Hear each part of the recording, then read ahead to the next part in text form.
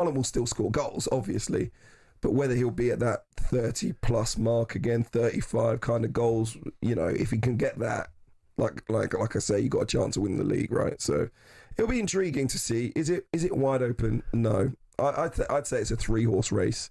Liverpool, Arsenal, and Man City. I don't put Chelsea in the conversation unless they can go and get a top goalkeeper, Donnarumma possibly from PSG, someone like that, a top goalkeeper. Then they might have more of a chance. But with the squad as it is at the moment, I don't see Chelsea winning the league. I think what it is, they've proved on their day, which they obviously against PSG in the Club World Cup final, that on their day they can beat anybody. But because they're still a young team who's developing, they're too inconsistent even in games. When you have periods of games, time in games when it goes against you, when you're under pressure for like 20, 25 minutes, they can't see those periods out because they haven't got the experience to do it. It's inevitable there's going to be unsettled players at Chelsea. They basically buy themselves into that problem because they're bringing Gittins, who plays on one side. He's going to want to play games. He's just arrived for big money. João Pedro, Delap's going to want to get game time. You've obviously got the players who are already there, who are settled and started to play well. Suddenly you throw in so many new names. Players are still going to want to play. You know, is Nicholas Jackson still going to be there? I don't think he's going to be a happy player on the bench. You know, he's barely a happy player when he starts. So there would be issues for them to have the size of the squad, particularly in forward areas that they currently have. They need to offload players. Also, last season, he was able to play B team on the Thursday night, the first team on the Sunday. Saturday. Or the Saturday. That's not going to happen next season. Yeah. No. Champions League football means it's totally different. Everyone's going to want to play every single game. So in terms of sales, maybe that could change my mind in terms of Chelsea winning the title. If they can get 5 or 6 out, even if they're on loan, and bring in a couple of really solid top players, I might change that conversation. We talked about, but their remit now and their policy is they're not buying players that are going to be 27, 28, 29 who give you that authority and experience. They're all going for younger players. They put them on 7, 8, 9-year contracts for the amortization, obviously, contracts, but they're going for potential. But potential doesn't win you Premier Leagues. It wins you cups, like they obviously the Club World Cup. 100%. They could even go a long way in the Champions League because obviously after league format, it goes knockout stages. But over the period of time, I don't think they're going to be consistent enough to challenge. Perry, it's been a real pleasure to be with you this afternoon. Enjoyed it very, very much indeed. Thank you to all of you that got involved in the conversations. Your song suggestions were absolutely fantastic. More fun to come here on talkSPORT because Majestic and Alan Pardew are coming up with the final word. Give them a call, 03717 223344.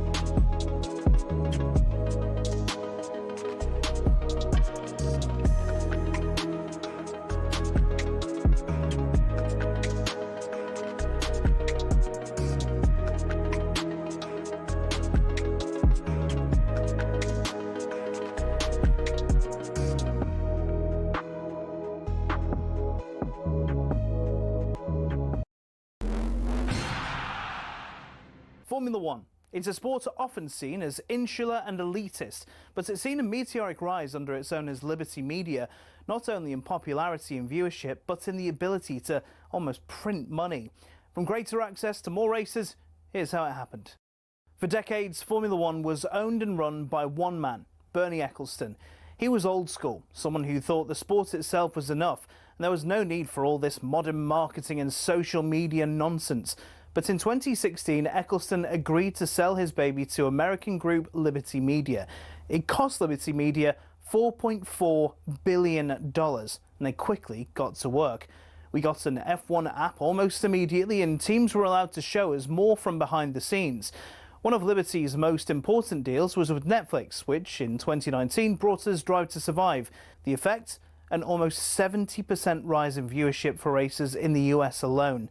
It's massively benefited Formula One online too, with a rise from 7.8 million followers across its social media platforms in 2016 to around 50 million today. New eyes are on the sport too, with F1's own subscription TV channel, which people can watch anywhere in the world. But the main market they've tapped into is the US. There's now 3 races there a year, in Texas, Miami and Las Vegas, and an American-branded team, Cadillac, getting involved in the sport too. More races seems to be the direction of travel. A street circuit in Madrid's being welcomed onto the calendar, while conversations around a Grand Prix in Africa have ramped up in the last few years. More big events could be in the offing too, after the massive F1 75 season launch event in London in 2025. 7.5 million people tuned in to watch it live across the social media channels, and that doesn't include the viewing figures for where it was broadcast on TV in certain countries. It seems Liberty will do whatever they can to grow the F1 brand. Their efforts have been worthwhile too, with Forbes valuing the sport at $17.1 billion back in 2023, almost 4 times more than what they bought it for in 2016. Not bad, considering it's seen as a sport where people just drive around in circles.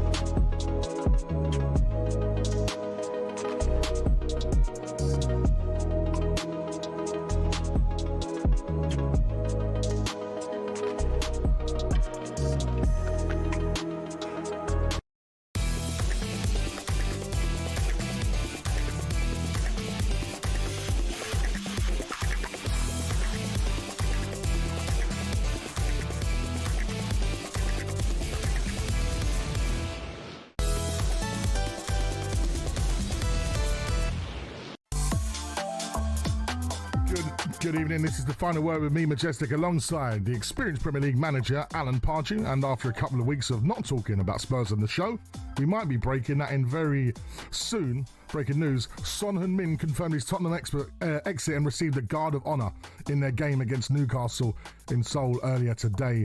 Tissues at the ready, it's going to be an emotional one. We're also in the middle of a number 9 tug of war with the futures of Alexander Isak and Benjamin Sesko under the spotlight. And with Pards being a former Newcastle gaffer, he will have his say on the transfer saga of the summer. Later in the show, we'll celebrate the return of the lower leagues and we'll discuss your club legends as Son bids a tearful goodbye to his beloved Tottenham Hotspur. Remember, we are now live on YouTube and also on your smart TV, so you can watch us in glorious HD. But for now, it's all about you, your opinions. 03717 22 3344. I'm going to give you that number one more time. 03717 22 3344 to phone us, to WhatsApp us, to voice note us. That is the number you need to save. It's the final word here on talkSPORT. Right, before I speak to Pards, it's been another dramatic day on day 4 of the final test between England and India. So here's Sam Ellard with all the latest. What a final hour we could be in store for here, because Joe Root is out. England have the big wicket of Joe Root for 105. So England 337 for 6. They still need 37 more runs to win this test match. A short while ago at 301 for 3 they were cruising, but India got Brook, India got Bethel. Now India have the big wicket of Joe Root. Joe Root's gone for 105, so Jamie Overton now joins Jamie Smith at the crease. It's been a pulsating series. It's ebbed, it's flowed. England's target 374. India need 4 wickets. England still need 37 more runs to win. We're in for an exciting finish here. Thank you, Sam. Good afternoon, Mr. Pardew. Madge, I was over at the Oval. You're on the wrong mic. No, this is my mic. There you go. I'm on, aren't I? Yeah, you're on now. Yeah, so I was at the Oval and thinking that we were cruising. And now, obviously, we're not cruising. We've root out. So we've got 2 batsmen in with low scores trying to see this out. 30-odd runs to go. How was it over there? Good, lovely atmosphere. Yeah, always a nice atmosphere at the cricket, isn't it? I've never been. No. Never got invited. I knew that was going to come. Because I actually took Ross, the producer, being a bit of a cricket fan. Ross, the producer, gets the call up. The Madman doesn't. It's all right, though. I was watching your old club, Newcastle, against your other former club that you played for with no legacy number, Tottenham Hotspur. Oh, okay. What was the score? 1-1. Oh, nice. Shared the honours. Which isn't nice, of course, because James Maddison got injured. Yes. Came off on a stretcher in agony. Didn't like that quote from the manager. What did he say? It was a brutal injury. Yeah, that don't sound good, does it? It doesn't sound good whatsoever, and it's just such a shame for Madders, of course, who was out at the end of the season, missed the final. How did the game shape up? What did it look like? It started off Spurs being pretty dominant, Newcastle with more possession. Very strange, of course, having from Ange Ball to Thomas Frank, seeing the possession stats change. Yeah. And, having less of the ball, but being more on the front foot. More dominant in the press, the second balls winning those 50-50s, and that's how we won. Quick breaks, quick attacks. Yeah, and that's how we got the first goal from Brendan Johnson. I think it was one back from Pape Sarr, and he passes over to Brendan Johnson, who put it away beautifully. And Newcastle got back to it in the first half in the near post. Great goal as well. It was just, a bit of a carnival act, a bit of a celebration, especially with Sonny being his last game. And of course, he got a guard of honour as he walked off from both the Newcastle fans and the Spurs fans. Look, I'm going to take slightly strange to have a guard of honour from Newcastle. Well, I was going to ask you this because I'm going to take myself out of this because I am a Spurs fan, right? Heung-min Son. What's your thoughts on him as a Premier League player, as a professional? Let's just reflect on his 10 years at Spurs. And well, I mean, I can only go by the people that I talk to in football and know, and I've never heard anyone say a bad word about him. His manner on and off the pitch has been exemplary. His performances, of course, have been of such a level that puts him at that, legendary status for Spurs. No, I can't think of anyone who could possibly have any bad feeling towards him. Well, and he's created such a great atmosphere at that football club from the Asian community as well. He's a huge following. I was going to say that as well. He's been a bit of a trailblazer in terms of that, in terms of becoming a superstar. Because, of course, we can't forget the likes of Park Ji-sung. At Manchester United, who of course Son looked up to massively, but for changing the Premier League status in those other countries, in the Asian market especially, Son has been such a massive force. He's huge. Yeah, and I had the Chinese captain Zheng Zi many years ago at Charlton, and he was very much similar to Son. In terms of his manner and his exemplary behaviour and his sportsmanship. Yeah. I think that's something that it doesn't get a lot of talk. There's not something that the media go, oh, he's a brilliant sports person and he's honourable, etc., etc. But those are lovely words to use about a footballer. Yeah, and you certainly use them about him. Well, that's why I want to speak to other fans today, because I've seen a lot of comments on YouTube today about Son from other football fans, including Arsenal fans, Chelsea fans, Manchester City fans, all with positive things to say. As football fans, we can admire players from other teams. And absolutely. Listen, Dennis Bergkamp's one of my favourite players of all time. Yeah. Arsenal legend, and you can respect it and understand how good they are for their clubs. So I'd love to hear from other fans as well as Spurs fans today on 03 717 22 3344. You tasked me on Friday, Pards, to do a little bit of something for the show for Son. Yeah, I thought it might be nice to give you, bring your producing skills and entertainment skills to give us a little tribute to the man. So we have that coming up on the show, so make sure you are watching on YouTube or on your smart TV. If you head over to YouTube or your smart TV right now, we are in beautiful HD. You can see me in Pards. I ain't got to play the Trump, what's that? Triangle? No, triangle. Now, what's Liam play? The little the tambourine. The little tambourine, like the half moon then you can put your name to it. I'm involved. Yeah, okay. So we'll be doing a tribute to Son that I produced. Especially, I was up all night doing it, by the way. Well, you are that sort of person. I think I go to bed till 7:30. No, well, that He was a little bit late getting in though.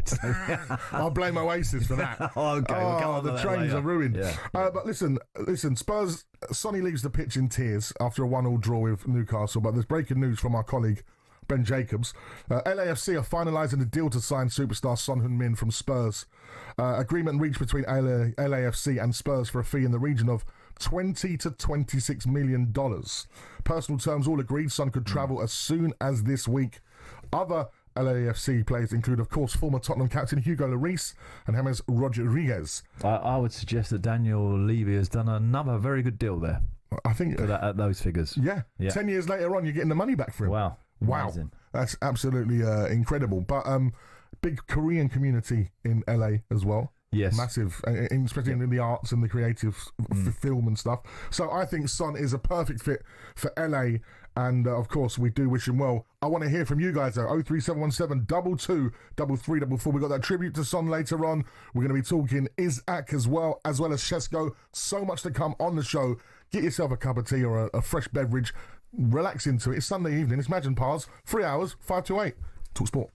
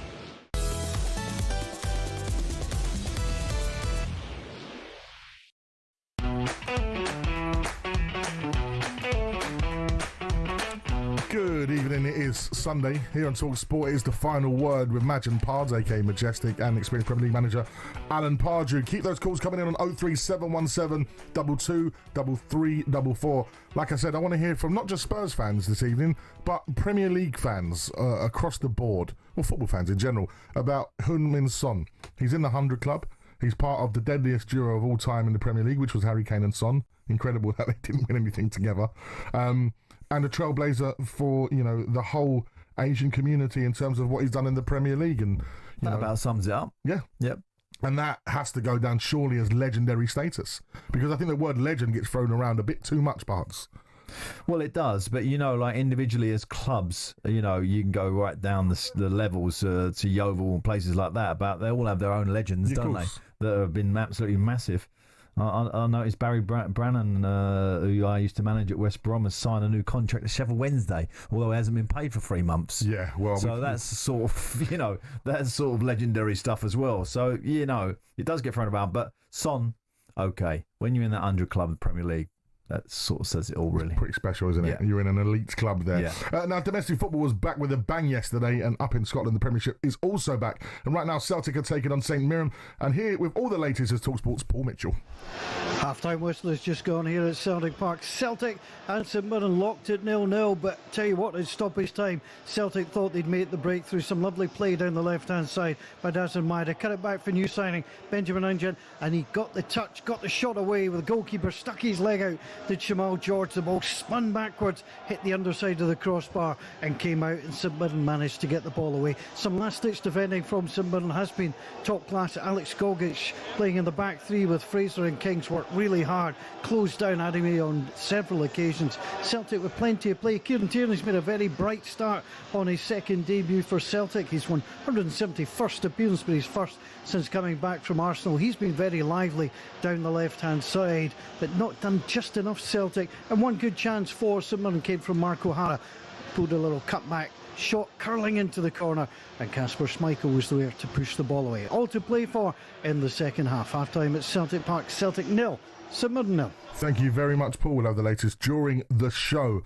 All right, I've been listening to talkSPORT a lot this weekend, and I was listening to Nat Sawyer and Tony Cascarino yesterday morning on the weekend breakfast show, and they were discussing whether... With Natalie, was Natalie on? Yeah, of course Natalie was there holding it down. Oh, brilliant. She was on the sports bar the other night, Dan Ambrose. Did a great job.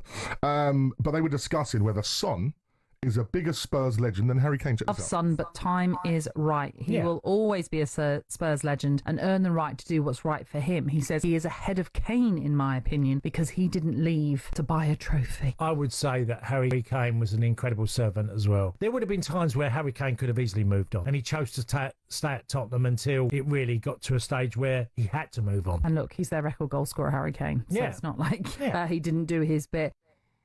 That was Cass and Natalie Sawyer discussing who was the bigger legend at Spurs, Son or Kane, a debate that we've already had in my Spurs WhatsApp group. Oh, you already had it? There's a few WhatsApp groups I'm in, and Son has actually come on top very heavily. Is that slightly emotional? Yeah, well, obviously the way Kane left and the way Son has left. This is what I did want to go back at what Cass said, because he said, Harry could have went, plenty of times and he stayed for the cause. I think we often forget that Harry Kane was in a golf course with Gary Neville, basically trying to get a little bit of a move with the talking about going to Manchester City, if you remember rightly, before they bought Jack Grealish.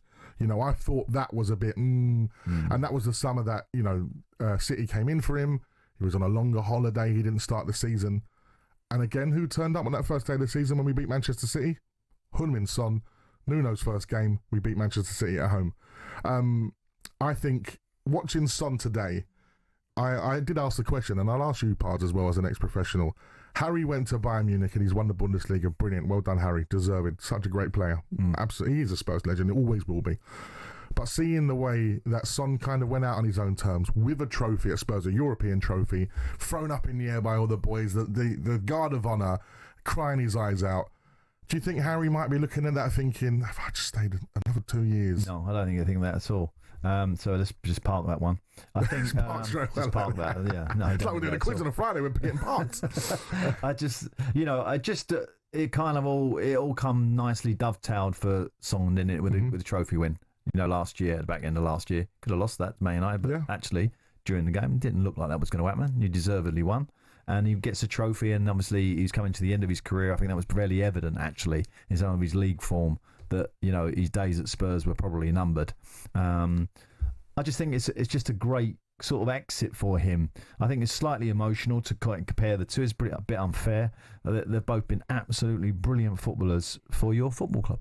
But do you think the fact that Son stayed and he saw it out and he got the trophy in the eyes of the fans? I'm guessing yes. Yeah. Of the Spurs fans and fans generally, you want players to be loyal, etc., etc. But in the profession, in our business, it don't really mean too much. No. Do you know what I mean? Because that, fans are going to be more emotional. Yeah, because we get dumped on. Correct. It's like Mike Antonio now at West Ham has been a brilliant servant. Unbelievable, for them, right? He looks like he's looking for another year. Then was starting making noises West Ham that perhaps it ain't going to get another year.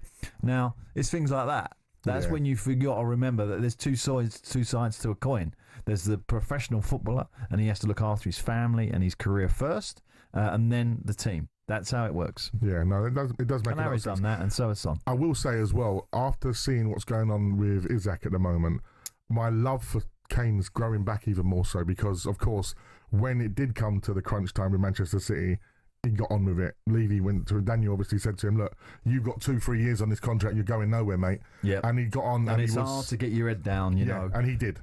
Because he is a gentleman, he is a legend. I mean, as more and more is coming out, more you're starting to think, this boy's stand is a little bit too harsh, particularly for that football club and, you know, where they stand with fans and everything else. Yeah, we've been talking about it since Friday. I was on the sports bar with Jermaine Pennant, of course, he's a Liverpool fan, so he'd like to see Isaac go to Liverpool. For me, not even a Newcastle fan, you're just looking and thinking, give them another year at least. They deserve that.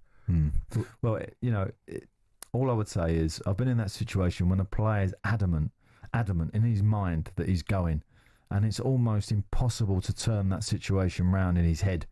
And okay, sometimes I've had players when the window closes, it still takes them 4 or 5 weeks, 6 weeks maybe to actually get back to anywhere near the level. So because their head's gone. Yeah, because their head's completely gone. So Isaac, and obviously their fitness and their mentality and everything about it. So he's a nobody for Newcastle at the moment until such time as that window shuts and you have that period, or he moves on. And it looks very much like he's going to move on to me. We've got all of that to come during the show. We're going to be talking about Benjamin Sesko as well, because that is going to be key to the movement. He's a player that's definitely moving. And he's coming to the Premier League. Is it going to be Newcastle? Is it going to be Manchester United? Keep those calls coming in. 03717 223344. It's a dramatic run chase at the Oval between England and India. What's the latest? Sam Ellard. Yeah, the series is getting the finale absolutely deserved. It's been a belter of a 6 weeks, and we're in for an amazing final hour. The target for victory, 374. England 339 for 6, so needing a further 35 runs to win. Brook and Root both made hundreds, and when the score was at 301 for 3, it looked as if England were absolutely cruising to victory. But India have fought back really hard in the last hour or so. They've got Brook, they've got Bethel, they've got Root, and they've got, importantly, 2 new batsmen at the crease. Jamie Smith has 2 to his name. Craig Overton, Jamie Overton even yet to get off the mark, and India are all over England. What makes matters even more confusing, we're not sure if Chris Woakes is going to bat for England because he injured his shoulder a couple of days ago. So potentially it could just be 3 wickets that India need for victory. They're checking here a potential caught behind. Jamie Overton trying to drive Pradesh Krishna. India went for an appeal. I think the umpire is just looking here to see if the ball hit the bat after it hit the ground. There's a little bit of confusion here, not sure what's going on here. I don't think there was any bat on this as it came through. So I think if you want to come back to me on this one, boys, here, but India wanting a caught behind. As things stand, though, England 339 for 6, needing a further 35 runs for victory. Thank you very much, Sam. We'll keep you updated. Pards has got his eagle eye on it here. Yeah, even on super slow motion, you know, the margins, isn't it? Just one little touch there, he's out or he's in. You know, it's so finite at that level. I know, it's just, and the thing is, like, you slow it down, and even then it's still difficult to decide. It's got a message here, Pards, from the Sneakers Prep, which is Nixie, who's a Man United fan, said, Son is a legend of the Premier League, will be a big miss with his happy, smiling persona. Yeah. Also, Majestic, we will sort your battered trainers from Oasis last night. I didn't go Oasis last night. I would have loved to. Didn't go there. You got affected by it today, though. I did. Why was it? What was the problem then? They're at Wembley, aren't they? So what, everyone's going? Everyone's going. So the trains were... I was getting a tube from Stratford. You get a chauffeur, man, like me. Just get a roller. Not all of us are experienced Premier League managers. Yeah. I actually jumped on the tube with Ross today. Oh wow! But after the match, it was nice and quiet. So you were lucky. I had the personal space invaders, and it was not fun whatsoever. People can be quite rude on the trains. Oh yeah. Can't they? I just had to put my headphones in and kind of just blank it out. Keep those calls coming in. We'd love to hear from you and your opinions on Heung-min Son. Where does he rank in terms of all-time Premier League legends now? He is leaving the Premier League, and of course we've been told that he is heading to LAFC for a fee around the $20 to $25 million mark. Great move for him, isn't it? To end your career in go see his mate Hugo. Yeah. Straight away. That's going to be so good for him. Beautiful. Well, hopefully. I've been to an LAFC game before. Really? Yeah, I have. A stadium? Great stadium. Great stadium. Great stadium. Great fan base as well, because they used to be like a Mexican team, I think, or like big Mexican fan base. Yeah. Lots of good energy in that stadium. Yeah. Good fans. Really good fans. Good fun. 03717 22 3344. Next up, we get Pardew's view on the striker tug of war that's going on with Šeško and Isaac in demand.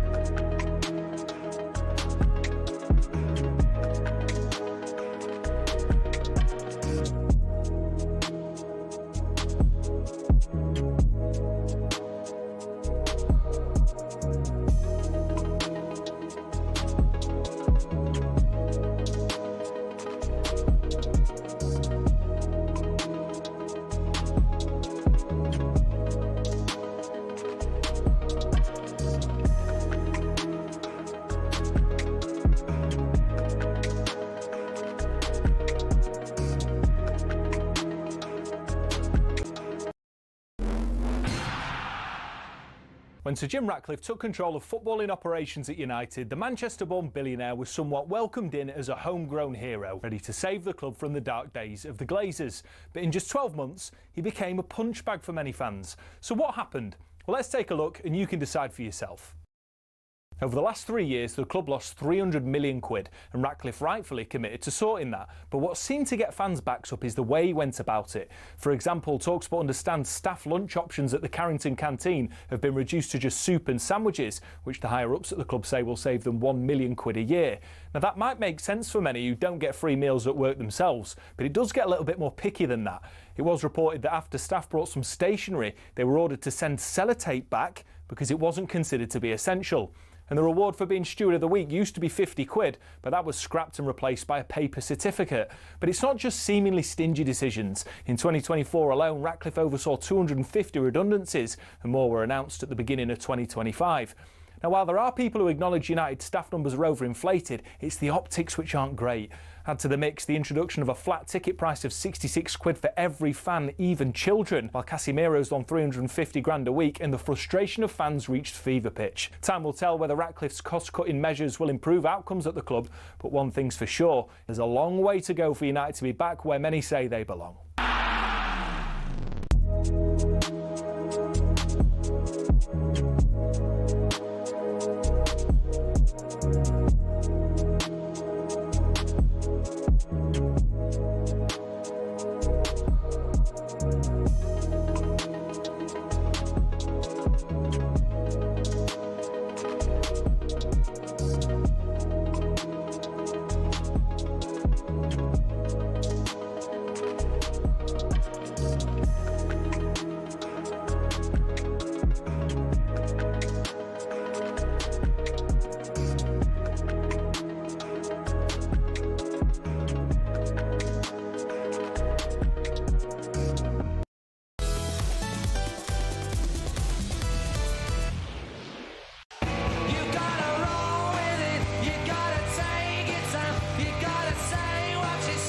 Our kid talk sport with me, Madge, and our kid over there, Pards. We're kind of like Liam and Noel, aren't we? Which one would you be? I'll be Noel, obviously. What, the classy one? You're the songwriter? Well, no, well, you'd be Liam the Maverick one. The hooligan. I'm the sensible one, like doing all the interviews and trying to keep it all together. Yeah. Brilliant stuff. Oasis at Wembley tonight. They were there last night as well. Do you know why I put Oasis equals... Sunshine! Oasis equals travel chaos. It does. That would be the headline indeed. The return of the boys. I think it's brilliant that they're back. It's nice to see. I'm kind of fed up with it now. It's going, I keep getting clips of it all the time. And, the same old songs, the same old beat, the same old banter. We need it because if it's going to encourage a new generation of kids to pick up instruments and play and be bands. Okay, I get that bit then. Rather than going, let's do a TikTok dance. TikTok go viral. I want a band who've gone through, actually who play instruments and go through the hardship. Have chords and stuff. Absolutely. Okay. And of course, as we lost a rock and roll legend last week, Ozzy Osbourne, his funeral in the week. Beautiful turnout in Birmingham for him. Yep. We were talking about Ozzy on Friday's show, and also on Friday's show. Sharon looked deeply distressed at the funeral, didn't she? So upsetting, isn't it? What a legend. Coaxed him through them last years of fair old time, didn't she? Yeah, absolutely. Ryan said, Madge, are we having another garage special? So Friday night, because it was Sportsmaster weekend, we had a bit of a garage special. What's a garage special, for God's sake? Like UK garage music. Right, okay. Do you like UK garage? I've heard of garage music, of course. Yeah. I wouldn't be able to say a couple of hits from it, if I'm honest. But I'm sure you're going to remind me. I will at some point during the show, because on Thursday night I was DJing alongside a former Premier League winner, Julian Lescott. Oh, big Lescott. Yeah. Big centre-back. Yeah. Good player. Good DJ. Was he? Yeah. Laying down some garage. Do you know what I see doing some tracks this week? Was Alan Shearer somewhere? There's a bit it's not Shearer. Is that AI? No, it's got to be a doppelganger. But really? It looks exactly like him. It look like He's got like a fedora on. And I wonder myself that really is out of sorts for him to do that. Honestly, imagine Shearer on the decks on the ones and twos. So yeah, we had a garage special Friday night, and a lot of people are asking for some more garage today. They've got the garage hangover. Hi, Imagine Pards. It would not be a final word without the three of us. That's Jill. That's why. Oh, okay. Mad's Soniclass actor, genuine player, could teach the young ones today. And just loving the show as always. Thank you very much, Jill. 03717223344. Before we talk about horrible looking injury to James Maddison, there's some breaking news from the Oval. What's happening, Sam Ellard? Oh, it's just set up perfectly. England needing 35 runs to win, India needing 4 wickets to win, and guess what? We've gone off a bad light. I mean, there's never a good time to go off a bad light or for rain, but when the series is literally on the line and we need an extra hour of play for either 35 runs for England or either 4 wickets for India, we've gone off a bad light. It doesn't look particularly great, it does look gloomy, but fingers crossed we can get this done this evening. We can come back tomorrow, because tomorrow is day 5, but the atmosphere's been a belter here today, so hopefully we can get it done today and this series gets the finish it deserves. If we do come back out, England will resume on 339 for 6 with Jamie Overton and Jamie Smith at the crease. England needing 35 to win, India needing 4 wickets to win. Isn't there floodlights there? Yeah, the flood. It is really, the clouds have come in. Pards, it's really, really gloomy. The umpires they get their sort of light meters out, and yeah, they have come off for the time being. So this unfortunately can happen in England, kind of around this time, 5:36. But yeah, not good. But fingers crossed. I think the umpires will do everything they can to try and get this game done this evening, because we can come back tomorrow. But I think on a day, all the punters have been here all day. Still, exactly that, and they've been there all day. And if you've been there for 70 overs, you want to see the conclusion. So fingers crossed it brightens up. That is the problem with the English summer, isn't it? Yeah, but I don't think the teams complained, did they? Because I don't think England would complain. They'd want to get it finished. I think India are on a bit of a roll, so they want to carry on. Yeah. So it's just the umpires with their silly little light meters. Just play on. The light meters, mate, they're out. Once the light meters are out, mate, there's no turning back. Man. 03717223344. So James Maddison got stretchered off today in that 1-1 draw against Newcastle in Son's final game. It was brutal what happened to Madders. It looks like a bad injury that's coming from the gaffer, Thomas Frank. Thomas Frank reacts after James Maddison was forced off on a stretcher during Spurs' pre-season game against Newcastle. Now, Pards, when you are a manager and you're doing these pre-season friendlies and you're watching out in the game, you're on tenterhooks thinking, please don't get any injuries for the boys. Well, it just brings back a horrible memory for me when I was Reading manager and we was sort of assembling ourselves to win the league, and I bought Nicky Forster, the pacey striker, brilliant player. He did his cruciate in the last pre-season friendly, and he missed the whole year. So our new signing, the one who was going to give us the big boost, actually we had a great season anyway, but it would be even better if he was around. Yeah, so that it's you're really on tenterhooks with injuries. I mean, the Maddison one, when I heard that quote that the manager had used the word brutal, you don't use that word unless something really horrible has happened. So unfortunately for Madders, it looks like a bad one. Well, I know Madders listens to the show, so he might be laid up in Seoul now, listening, watching the show. So we send our... well, of course, we send our best wishes to him. I need him. I need that creativity. We're both big fans of Madders. A massive blow to Lou Maddison and Son in the same day. Does that mean Spurs should go out tomorrow and go and buy Eze? Well, Eze's an interesting one because his clause has run out now, hasn't it? Has run out. So now basically there's not an actual set figure. I think that's what people have been creeping away from. Well, there is no figure now, so let's just kind of work towards one. So it'd be interesting to see if Arsenal, Spurs start making bids for the boy. We've got a message here from Rocco. It says Harry Kane is a far bigger legend than Son is. Stayed at Spurs far longer than he ever should have and left them with £80 million. Okay. Did he leave them longer than he ever should? Well, listen, I've got no bad words to say against Harry Kane. I think he gets bad press in England. I think he's been absolutely brilliant. He always delivers. He's delivered for Munich. Finally, he's got his trophy. I'm very pleased for him. I thought he'd done brilliant at Spurs. Very unlucky not to win the Champions League once, as you know. So, no, I got no bad words to say about him. I think he is a legend. And I think Son is a legend as well. So there you go. Two things sitting on the fence. Two things can be true. They can both be legends. Correct. Which they are. We've had Adam here said, can we start a petition to make Friday Sports Bar the Madge Garage Sports Bar from now on? That's Adam, the Villa fan. They're liking the garage pods. Is garage coming back? Is it like a thing? It's never left, mate. Right, it's always been there. They can see. You know what it is, right? You know, like street music when they're like rapping about the streets and that. Yeah. Some of it swearing and stuff like that. Is that garage? No, garage is more like the bubbly, like we're loving it, loving it, loving it. We're loving it like this. Like repetitive. Do you really like it? Yeah, exactly. Just repetitive music. Yeah, okay. Do you know what? We're going to give Pards a little garage taste during the show. Don't forget as well, we're going to have that little. The dedication to Son that I was tasked to create for the show. We're still going to be talking about Isak and Šeško. That goes on even as we're on air. I'm reading stuff on X. It all changes every minute, doesn't it? Yeah. Well, social media. That's where that's a little bit. It's changed the transfer market in so much that you can't hide or get away with little rumours or anything like that now. It's all out there, isn't it? It seems to leak. It's like Leak City on there. Leak City. Yeah. It's like Odin Wenge turning up in the car park. Yeah. This is out there. It is out there. 03717 22 33 It's Madge and Pards. It's a Sunday afternoon, and this is the final word.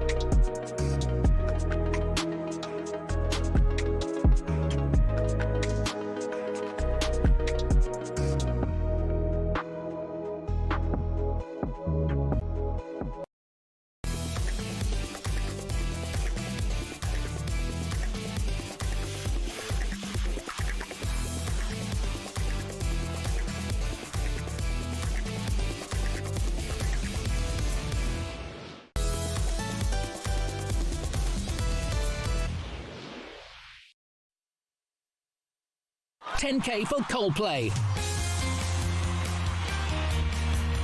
You've only got a few days left to enter our huge prize draw to win 10 grand and a VIP night out at Coldplay at Wembley Stadium. We've done the joke a million times, but the good news is it's in a private box parts for Coldplay. So unlike the old Kiss Cam in America, you're in a private box and you can invite who you like. That's why we're giving you the chance to win 6 tickets in, once again, a private box for you and your mates and your colleagues and your staff, whoever, on August the 22nd with full hospitality, and we're chucking in that 10 grand spending money completely tax-free, but it all ends on Monday. So here's how to enter: 18 plus, UK excluding Northern Ireland, for a chance to win. Text the word WIN, that's the word WIN, to 83338. That's 83338 by the 4th of August at 11 p.m, and you're in the draw. Text costs £2 plus 1 standard network rate message. You must have the bill pays and permission, or post your name and number to Coldplay Competition, PO Box 3190, Colchester, CO2 8GP, to arrive by 5 p.m. on the 7th of August. This is a TalkSPORT Limited promotion run on TalkSPORT, Talk and Virgin Radio UK station. Full T's and C's at talksport.com. Can I ask a Coldplay question? You can ask a Coldplay question. Right, so on music, right, you get there's sometimes bands just drop on a formula. I don't like the Oasis dropped on a formula. Mm-hmm. A lot of their songs sound the same-ish, but it's a formula theirs, very much theirs. And Coldplay are their own, don't they? Their songs very, very similar. Yellow and all that, they all kind of bang out and it goes on forever and ever. My wife loves them, right? But it isn't that the trick of like earning big dough in music? I think once you do come across a formula that people like, it makes sense to try and stick with it a little bit, because that's what people have bought into.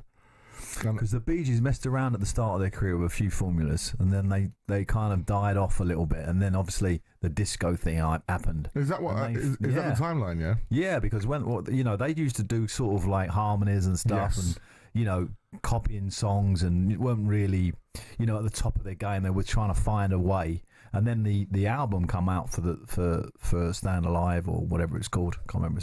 Was it Stand Alive? Yeah, no. Saturday Night Fever. Yeah. The album Saturday Night Fever, and then of course, wow. And then they stuck with that formula for the rest of their career. But you know what people say? But I do think it is the future. It is like that formula. Once you've got it, if it's ingrained in your band or you as a boom, you've made it. You have to ride the crest of a wave. So my first ever music manager was a legend called Jazz Summers, who actually managed Wham. Now, are we going to get into a debate about legends in music now? No, because why is he a legend? I never heard of him. Because he managed Wham and... well, now he's a legend. Exactly. And Richard Ashcroft. I love Wham. Yeah. And Yaz, The Only Way Is Up. Great song. Great pop song. So he, R.I.P., he's no longer with us, Jazz, but he was one of my first managers, and he said his advice to me, you have to ride a wave. You have to come up on a crest. What's popular? What's going on? Ride the wave. And then he also said, hair and feet. And I said, what do you mean? He goes, think of Richard Ashcroft. You think of the hair, you think of the Wallabies. And I'm like, he goes, George Michael, like the beard, like goes, have something. And I was like, okay, cool. So, yeah, late great Jazz Summers, R.I.P. What a gent he was indeed. Right, so. Hair and feet, think about that. I know. Head and feet, sorry. Yeah, head and feet. Yeah, okay. So you did task me, Pards, with the creative process of doing a tribute for Son. It could have been a poem. In only the way you can. Only the way I can. There's no one else on TalkSPORT, mate, could do that. Just give you a little pat on the back. Candy could ever go? No chance. I could hear Candy rapping. No chance. So you might want to put some headphones on, Mr. Pardew, so you can hear. I will. I feel like I'm showing my work to the teacher. Let's go. So yeah, I have created this, which you can go and check out on the TalkSPORT Instagram and my Instagram at Majestic Online. That's at Majestic Online if you want to watch this in full afterwards. It is my tribute to Heung-min Son, the Spurs captain who is leaving to go to LAFC after 10 years at Spurs. I just want to share the information that I decided to leave this club in this summer. And respectfully, it's a club and it's helping me to my decision. So I just want to share this information. It's never easy to walk away, but in our hearts you'll always stay. Thank you, Sonny. Always there, come with me. It's Majestic. We'll always have yesterday. Dear son, first off, you're a don. And that's the very reason that I had to write this song. I know that there'll be haters saying that the game is gone, that we got that out the way. I'ma carry on and tell you the best I can about the way you made us feel. That night in Bilbao where broken hearts began to heal. Still don't feel real. I wish this weren't the end, even though we don't know you. You were like a best friend. To thousands in the stands and millions worldwide. Yeah, Tottenham's number 7. You wore the shirt with pride. When times got even harder, you were never one to hide. You could have jumped off the ship, but you're stuck by our side. Tottenham for life, a modern Ledley King. Captain incredible, flying down the wing. Nice one, Sonny, I can hear the army sing. I know it's for the best, but that doesn't stop the sting. When it's time to say goodbye, I don't wanna see you cry. Think of all the memories that we made. Cause every sunset has to fade. It's never easy to walk away, but in our hearts you'll always stay. You were always there, Sonny, yo. we'll always have yesterday. You and Harry, man, what a combination. A legend for your club and a legend for your nation. Goal against Burnley, what a sensation. Even won a Puska for your marvellous creation. In the 100 club, led us to a trophy. Golden Boot winner, no denying he's an OG. I had to do this song just to show our gratitude. What an inspiration, so humble with your attitude. And now you're leaving us, it's time to say goodbye. Thank you for the memories and ending on a high. Wherever you end up, this will always be your home. One day you will return like a king to claim the throne. And I'm with Madders, think of Spurs, you think of Son. Our fans will keep on singing for you long after you're gone. Nice one, Sonny, nice one, son. And as you walk away, the Spurs go marching When on. it's time to say goodbye, I don't wanna see you cry. Goodbye to a Think great. of all the memories that we Goodbye to a made. legend. Cause every sunset has to fade. It's never easy Game to changer. walk away, but in our hearts you'll always stay. You were always there, come with me. We'll always have yesterday.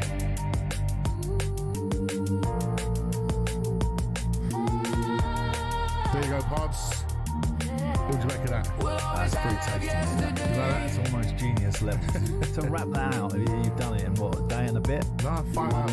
5 hours. 5 hours. Incredible. That was really great. And actually, it deserves a bigger profile than just Say thank you Oh, they for replay Jan. it for you. Well, if Miss you'd you. like to go and see that and it's full, we're going to put that on the 6 year talkSPORT was just Instagram, I going believe. quick. It's on my Instagram right now, at Majestic Online. We've given talkSPORT. And who was the other guy who was doing a little bit of talking? I could have done that bit. What, the singing? No, well, yeah, you was doing the rapping, right? But the other, who was the other voice? The singing.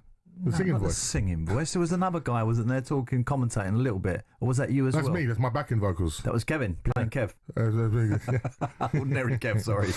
Plain old Kev. Plain old Kev. So yeah, that was written. Oh, very good. As I was tasked by Mr. Pardew himself to do a little tribute for Sonny. Well, when you have that kind of, that moment, and you're such a Spurs fan, and you love them, I knew you put your heart and soul in it, and it comes across brilliant. That was. You know what? When you see legends leave your club, and this is why.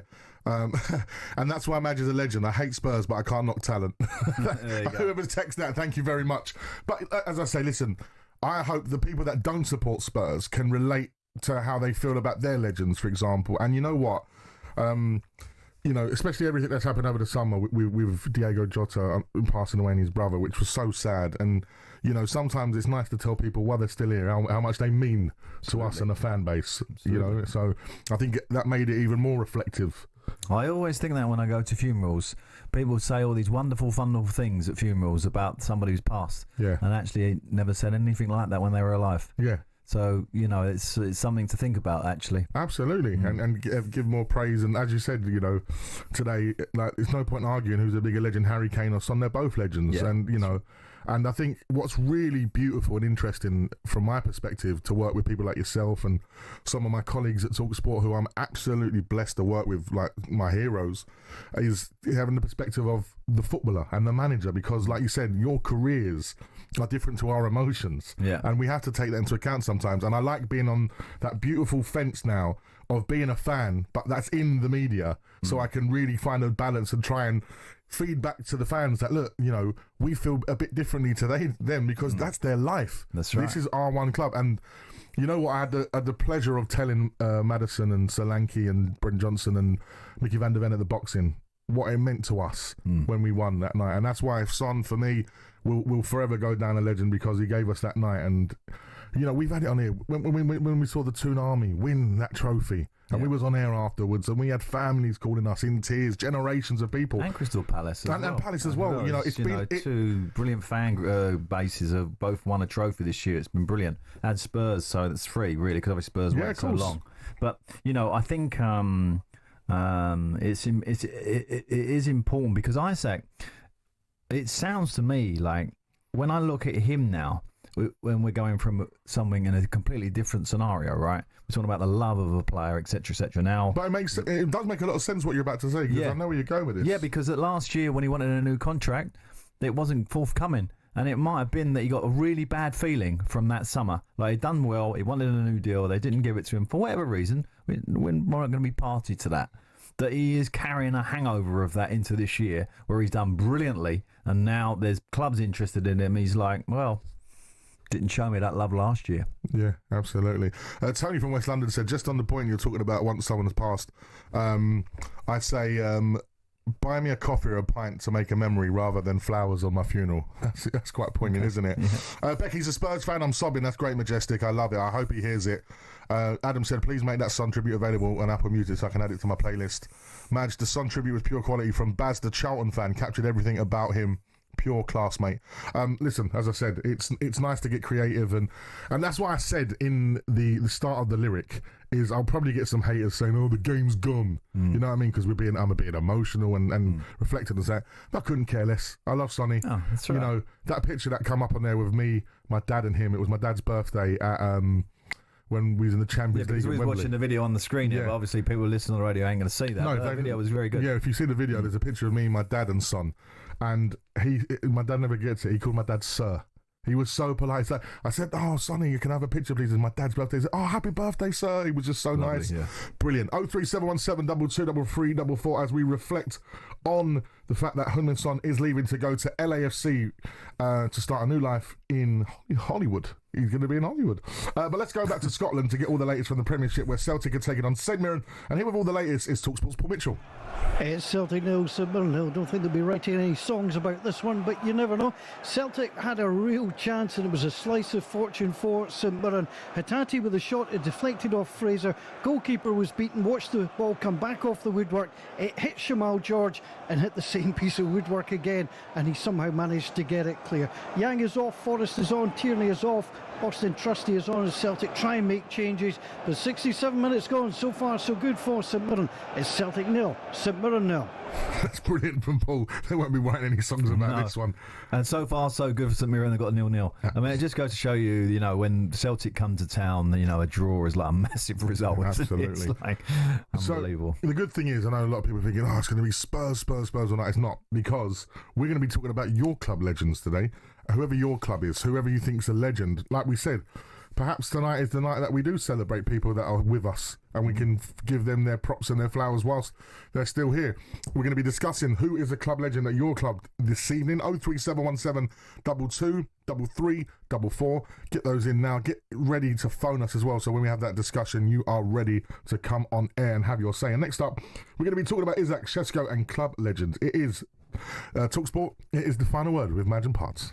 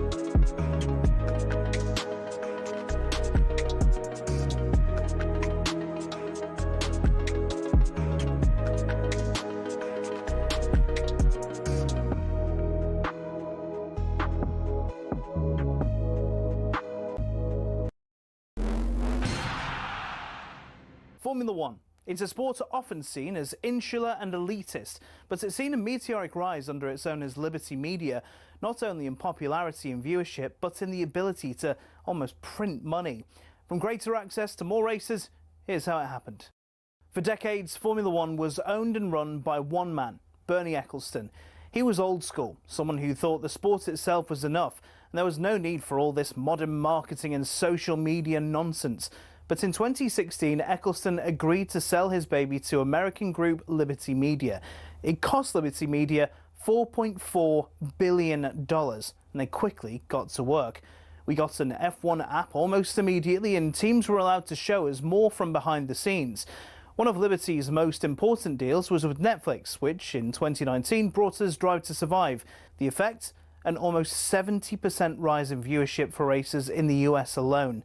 It's massively benefited Formula One online too, with a rise from 7.8 million followers across its social media platforms in 2016 to around 50 million today. New eyes are on the sport too, with F1's own subscription TV channel, which people can watch anywhere in the world. But the main market they've tapped into is the US.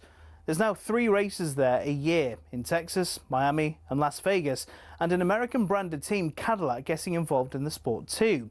More races seems to be the direction of travel. A street circuit in Madrid's being welcomed onto the calendar, while conversations around a Grand Prix in Africa have ramped up in the last few years. More big events could be in the offing too, after the massive F1 75 season launch event in London in 2025. 7.5 million people tuned in to watch it live across the social media channels, and that doesn't include the viewing figures for where it was broadcast on TV in certain countries.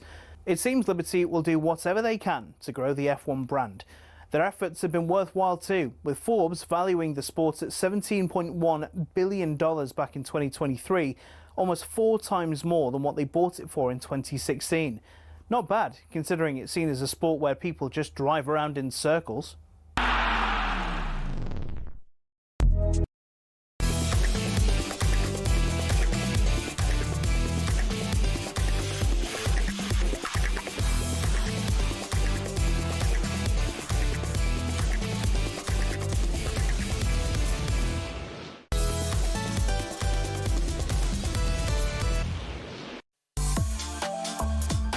Welcome to the Final Word phone-in, the Final Word theme tune underneath us right now, which we played at Wembley Stadium when we was there for the boxing. For the boxing, yeah.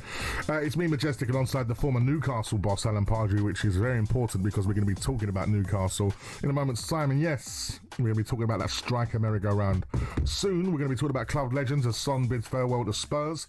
What makes a legend, and who is your club legend? Who are your club legends?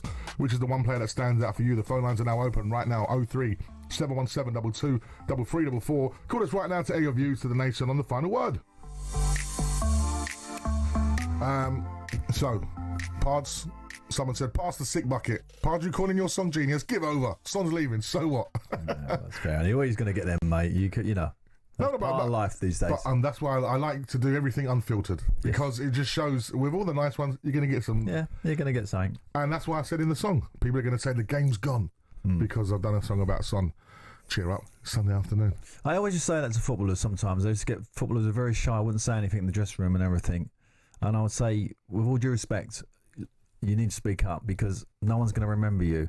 When we have, like, we all come back and have a memorial or a golf day or something like that, no one's going to remember who you are. Speak up, say something. Wow. You might not be disliked. You might be disliked for it. You might be liked. Don't matter. Get your personality out there. That's really powerful, Pards. Yeah, no, it's important. And people who are shy and nervous and stuff, if they could just kind of think about that for a moment to be remembered for whatever your opinion was. Yeah, absolutely brilliant. Before we talk about Isaac, just to let you know, it's Stumps of the Cricket. They'll be back at 11 a.m. tomorrow in a thrilling last day run chase. Oh, dear. I can't believe all those fans at the Oval. Obviously, we was there. We was there till about 2 today. Come back and did some work for this show. Obviously, you wasn't here, so we put it all together for you, made it easy for you. Yeah. But all those fans were there looking for that great finish, and unfortunately, the British weather's defeated us, and it's really in the balance. India could win it tomorrow with a fresh ball, greasy surface, and England will be really, really nervous tonight. But what a shame for all those fans. If you're travelling home, I feel for you. For those who aren't maybe like a cricket aficionados, why does having a fresh ball make such a big difference? Yeah, well, the ball wears and it slows down. Now, that's one thing.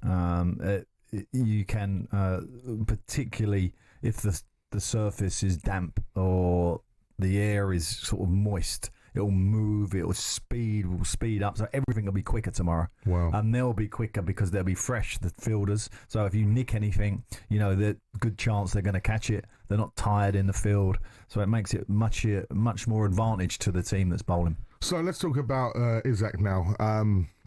Is there any way that he stays at Newcastle, Pods? Well, the thing that interested me was what Eddie Howe gave a press conference. Obviously, he's abroad on the tour, which Isaac didn't make the plane for. And he said, he used the quotes that, he's a bit detached. And you are detached as a manager, really detached. Firstly, the player's not training with you, so you got no kind of energy exchange. No, you got no energy exchange from him. You don't know where he is. He could have been really angry when he'd left. He might be calmed down a little bit now. Who knows where he is? So he doesn't know where he is. The ownership are getting bids, and they're obviously going, look, we're not going to do anything, Eddie. The bid's not going to be accepted. He's hearing that, but he doesn't really know where they sit.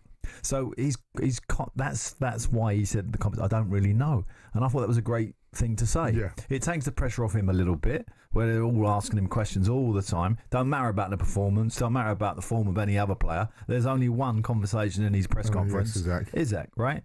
Now this boy, he's got to come back and he's got to decipher where this kid is. He's got to get him back from Spain. He's training on his own at his old club. It doesn't bode well. I said this last week.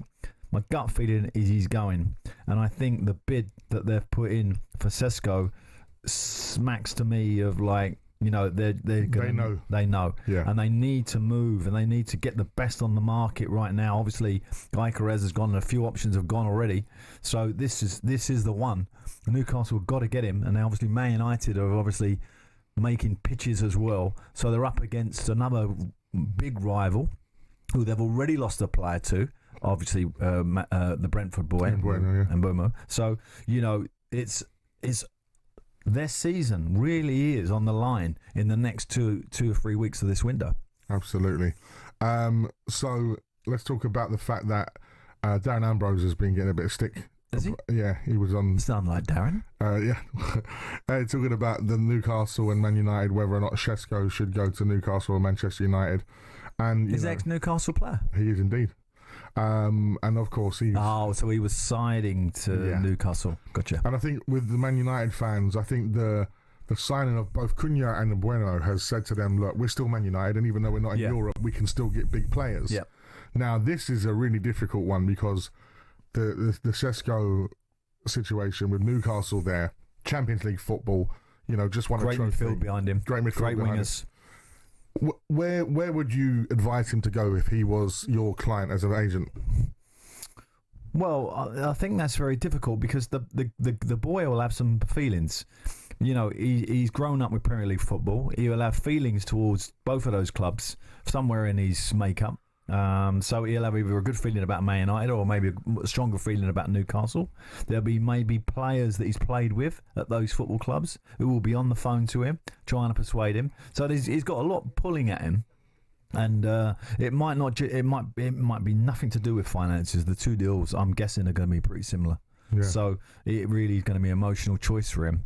I wouldn't like to say, I don't think it's fair to ask me that question because I think, I would side at being an ex-Newcastle manager that he goes to Newcastle, but I think both clubs for him is a great move. The only thing I would say about Man United is they have Højlund there, whereas at Newcastle, for sure, he's going to start. Now at Man United, is he definitely going to start? He's coming from... he's only had a year and a bit of real success, maybe 2 years. So, and Højlund's very similar. So it's a difficult one and a tough choice for the boy. And if that is the choice, because the two deals might look very, very different. If Newcastle are going to get this big bid from Liverpool, let's say this bid has been turned down and they get somewhere like 125 million or something like that with add-ons, then, they might be able to take Man United out of the market by taking Sesko's bid up. Yeah, that's 70 million euros, right? Around that sort of mark. Yeah. Man United have spent a bit of money already.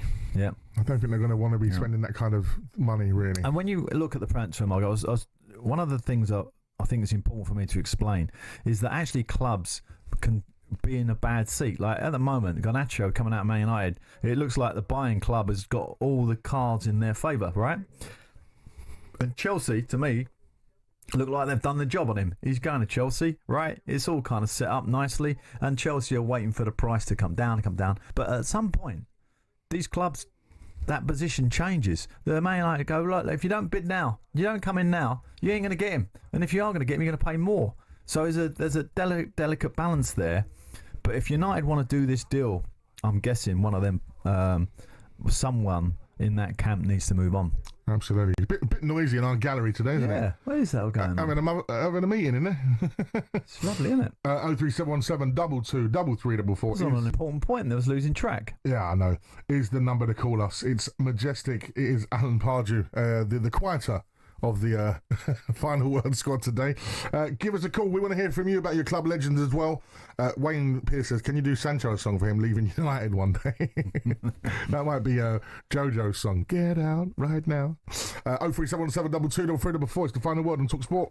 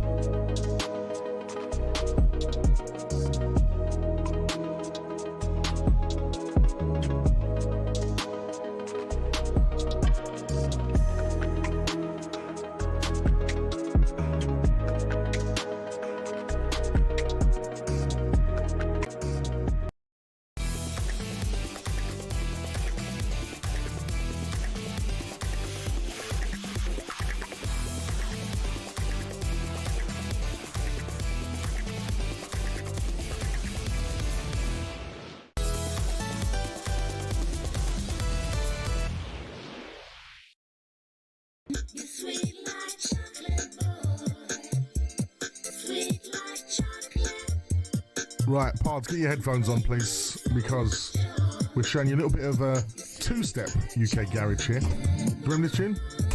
Yeah, I remember the tune. It was the number one in, I think, 99 or 98. Great song. This is a two-step garage song. I did see earlier on. But this was like a club hit, right? Yeah, but I'm hearing this in the club or whatever. Someone did mention earlier on, I'm trying to find the message saying about how they like US garage and they don't like the UK. Here we go. British garage two-step rubbish. US garage cool. That's from the Happy Hammer. Hold it. Two-step. Explain that to me. What's this mean? So you see this tune here underneath us. It goes like. That's two-step. Yeah, because there's like two snares every 4 bars. Ta, ta, and there's a kick in, so it's not a constant 4/4 beat. Right. There's not 4 kick drums, boom, boom, boom. It's boom. It's like a broken beat, so it's two-step. Right. Okay. So yeah, the Happy Hammer does not like two-step, but prefers more US garage, which is like your old Victor Simonelli's and sort of more of a housey vibe. Right, that's just gone over me. Okay. What's that really high noise I can hear? Anyway, 03717 22 3344 is the number to call us. It's Madge and Pards here on your radio on a Sunday night. Not just on your radio, on YouTube as well. Give us a call if you want to tell us about your club legends. Who's you're a Fulham man, aren't you? Any club legends from Fulham that you think of? Mellor, George Best, Rodney Marsh. Yeah, just a few good ones. Just a few. Yeah. Just a few names there. Right, we're going to talk about legends. Let's head back to Scotland to get all the latest from the Johnny Premiership. Haynes. From the Premiership. Greatest footballer that ever lived. Which according to my dad. Where Celtic are taking on St Mirren, and with all the latest is talkSPORT legend Paul Mitchell. Celtic 0, St Mirren 0, and just as you join us, Celtic blast the ball over the bar. James Forrest, I think, scored in the last 17 seasons for Celtic with a great chance in the middle. But for St Mirren to get a point today, they would need solid defending, a goalkeeper on form, and some luck. They've had all three. Celtic did get the ball in the back of the net. Callum McGregor ruled though for handball when he won the ball off Mark O'Hara. A Hattati shot deflected off Fraser, looked onto the post, came back, hit the goalkeeper, and hit the post for a second time. It's not been Celtic's day, and I'm told you have to go back to 1984-85 for the last time both Rangers and Celtic failed to win on the opening day in the Scottish Premiership. It's 0-0 at Celtic Park. Thank you very much, Paul. We're going to keep you updated, of course, there with Celtic. So yeah, we're talking about club legends, and the chat goes on with what is a club legend? What makes a club legend? Well, I think in the eyes of the fans, it's a player that, you know, brought everything about what that club represents. I can think of one off the top of my head that really kind of fits the club, and that's Letizia down at Southampton. You know, that's what I would call a club legend. One who he done most of his career there. He was an outstanding footballer. He was an entertainer. He got people off seats, made you get your money out. Even though you didn't have enough money to buy the ticket, you would find a way to go and watch him. That's what I would call club legend. Yeah. Do they have to have won a trophy? Not necessarily. No. I think Letiz did, actually. No. Well, this is sometimes the debate with Spurs fans and like who's won a trophy, who's not, because of course, you know, we had that period of 17 years of no trophy, and in that time you had the likes of Ericsson, Dele Alli, Harry Kane, Hugo Lloris, etc. Big names that didn't win trophies. Well, like a Crystal Palace legend off the top of my head is Vince Hilaire. And Vince Hilaire never won a trophy, so I might have won a promotion perhaps, but never won a trophy. I'm going to stop you. There's been a goal in the Celtic game. Let's go over to Paul Mitchell.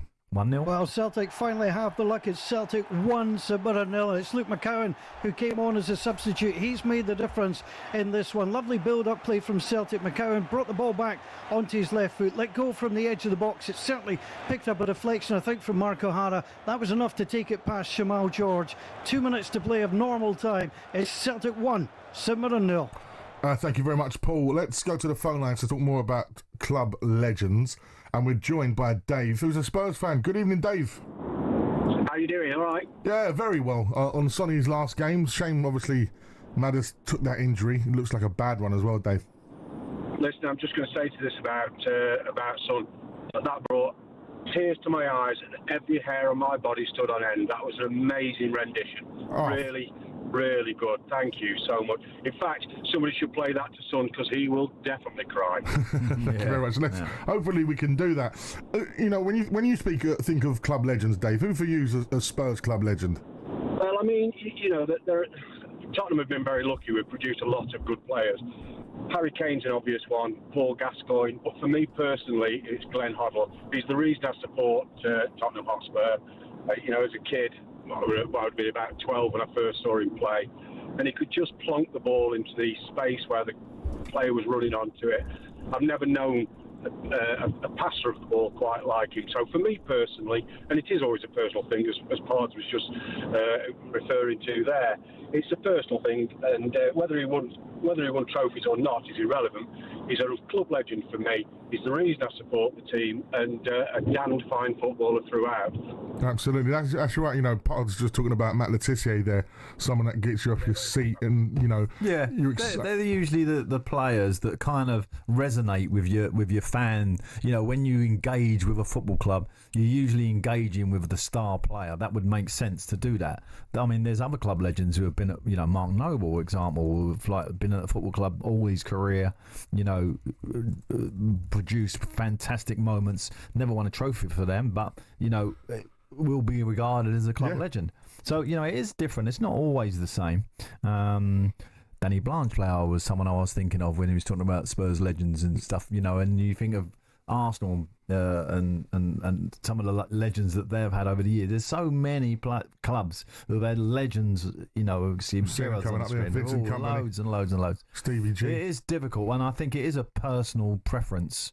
And some players love that centre-half one, don't they? You know, a centre-half who's like always true to form and delivers, and, you know, Jack Charlton and John Terry and players like that who kind of Thierry Henry just popped up on our screen there. Yeah, I mean, they're the greats, but you do get those players in different positions, like Ron Harris at Chelsea was always like, he's a club legend. I'll tell you another one, like fullback. Dave Mackay for Spurs. A lot of people, my dad speaks about him very highly. Yeah. Like I said, there's definitely a personal preference with certain players as well. Some people like other players more than others. Yeah. So there is a bit of just a bit like art, I suppose. You know, art and music, like today. Exactly. Some people are loving the flavour. If you have the flavour for someone, that's it, isn't it? Some people love it. Some people think it's an abomination. Like the song. 0377 22 3344. Let's go to a Man United fan who joins us. Good evening, Ollie. We had a few legends. Evening, guys. You all right? How are you? Very well. Yeah, you've had a few legends over the years at Manchester United. Can I say, to me, Paul Scholes is a classic Manchester United legend. Put his heart and soul into everything. He was a fantastic player on and off the pitch. He's a lovely man when I've met him. And like I said, if he was able to tackle, he probably would have won a Ballon d'Or. But that was the only thing he couldn't do. on another level, Eric Cantona is a Manchester United legend. Growing up as a child, wow. What was it? 7 games in a row, 1-0 Cantona, Manchester United, when we won the league, 95, 96. Yeah. I mean, again, he's the type of person that, you know, even if you didn't support Man United, you watched in awe. You know, and you know, at the end of the day, when young kids are in the playground popping their collars up like Eric Cantona, that's always a bit of a sign, isn't it? When the youngsters are copying. And I was thinking of when that gentleman mentioned Cantona, I was thinking of Ginola at Newcastle. Yes. Same sort of thing. You know, that kind of, you know, that spirit, that kind of je ne sais quoi that they had above just being a footballer. Yeah.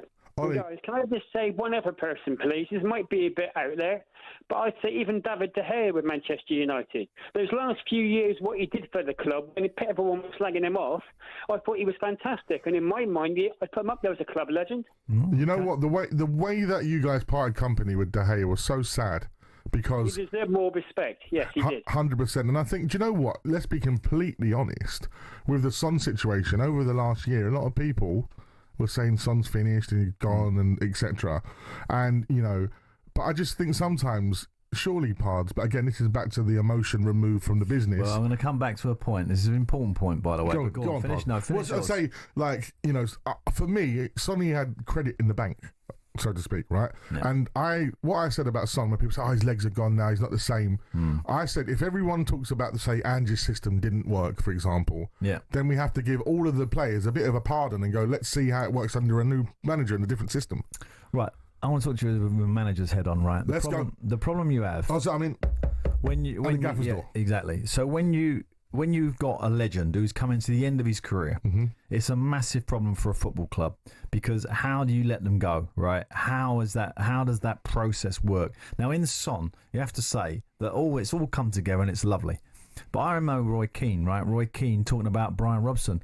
He really was upset the way Brian Robson was dealt with, right, in terms of his career, how it ended. Now, there's a Man United legend. I've played against Brian Robson, best player I ever played against. Stroke Paul Gascoigne, right? So Brian Robson, proper legend of a footballer, England captain, etc., etc. But Roy Keane was really angry at the way that the club dealt with him, and then of course it happened to him. That made him even angrier, of course. So it can't always be perfect. And unfortunately for football managers, when you go into a football club and a club legend is coming to the end of his career, it's a very, very difficult position for everybody. Have you had anyone that comes to mind? I've had a couple of players that have come to the end of their career. I think it's difficult for me to say because they're not, I wouldn't call them legends, but they were like players who have been at a football club for a long, long time, and therefore you're inheriting them and kind of sort of saying to them their time is up at the football club, and it's never an easy conversation. I can tell you one story about Steve Lomas when I went at West Ham. Yeah, he was experienced playing, was very angry with the way he got treated by me. I didn't think he where he was physically was able to play the game I wanted to play. I left him up to him, and he was really angry about it, and angry about the way he kind of moved on.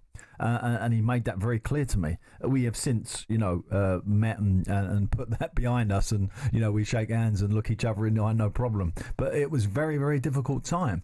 And when you get a senior player who has been a big player at a football club causing you problems on the training ground, it's very, very difficult. So there is always that equation. We might need the breaking news stab here, Pards, because I've got some talkSPORT breaking news for you right Someone's moving. Chelsea have completed a £37 million deal to sign Ajax defender Hyorel Hato. The 19-year-old has finalised a 7-year contract, as they do with the Blues after a medical in London over the weekend. The Dutch international has become the 8th signing of the summer transfer window for the FIFA Club World Cup champions. I'm very excited. I'm so happy to be here, said Hato. I thought a lot about my future and wanted to take the next step in my career. Chelsea is the best place for me to do that. I'm very happy. So that is Chelsea making the 8th signing of the transfer window for Ajax defender Hato, or is it Hato? Well, it's Hyorel Hato, if you want to be Dutch. And that is another big signing. And Ajax have this fantastic sort of makeup about how they utilise their young players. They're all coached by ex-legends of the football club. They have a legend with a really young, really good coach. So you get the nice combination of the experience of Ajax all through all the levels. So they're always producing players. They're always producing star players. And another one on that conveyor belt of quality that comes out of that football club has just arrived at Chelsea. Be interested to see how it gets on. Absolutely. 03717 223344 is the number to call. We want to hear from you and your club legends. Who do you want to speak about this evening, like we had with the Spurs fan just there, talking about Glenn Hoddle made him support the club? Is there a particular player that made you support the club that you follow? Who made you fall in love with the game? Let us know. 03717 223344 is the final word on talkSPORT.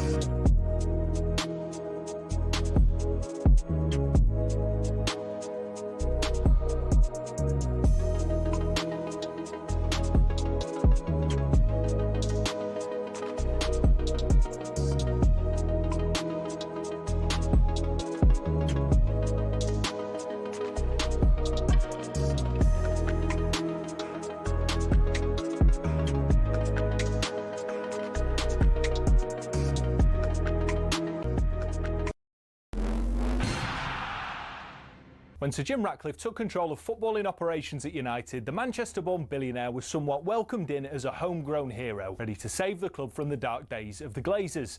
But in just 12 months, he became a punchbag for many fans. So what happened? Well, let's take a look and you can decide for yourself. Over the last 3 years, the club lost 300 million quid, and Ratcliffe rightfully committed to sorting that. But what seemed to get fans' backs up is the way he went about it. For example, talkSPORT understands staff lunch options at the Carrington canteen have been reduced to just soup and sandwiches, which the higher-ups at the club say will save them 1 million quid a year. Now, that might make sense for many who don't get free meals at work themselves, but it does get a little bit more picky than that. It was reported that after staff brought some stationery, they were ordered to send sellotape back because it wasn't considered to be essential. And the reward for being Steward of the Week used to be 50 quid, but that was scrapped and replaced by a paper certificate. But it's not just seemingly stingy decisions. In 2024 alone, Ratcliffe oversaw 250 redundancies, and more were announced at the beginning of 2025. Now, while there are people who acknowledge United's staff numbers are overinflated, it's the optics which aren't great. Add to the mix the introduction of a flat ticket price of 66 quid for every fan, even children, while Casemiro's on 350 grand a week, and the frustration of fans reached fever pitch. Time will tell whether Ratcliffe's cost-cutting measures will improve outcomes at the club, but one thing's for sure, there's a long way to go for United to be back where many say they belong.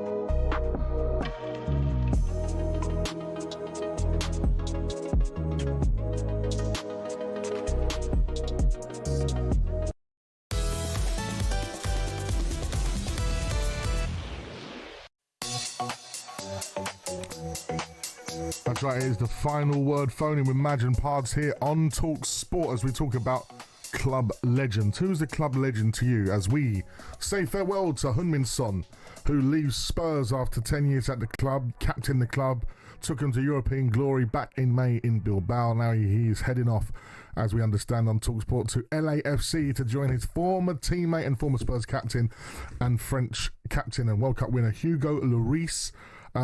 Not a bad life to go and sort of finish your later days in the sun in LA. Yeah, sounds right, doesn't it? I wonder who the manager is. Is he under pressure? Oh, what, with LA at the moment? Because they're mid-season, aren't they? Well, as I'm saying, it'd be nice if he'd moved on and just let me slip in there. It's nice to be managing Son and Lloris at the end there. Steve Cherundolo. Aha. Okay. You know him? Never heard of him. Is he not part of the LMA? He may well be. But he's not on my hit list at the moment. But what I was going to say, you know, in terms of the MLS, it seems like a league that's going places, doing all the right things, aren't they? But you would say that it's always the same, isn't it? You know, the top leagues certainly dictate where all the talent's going, and the Premier League is in another level at the moment.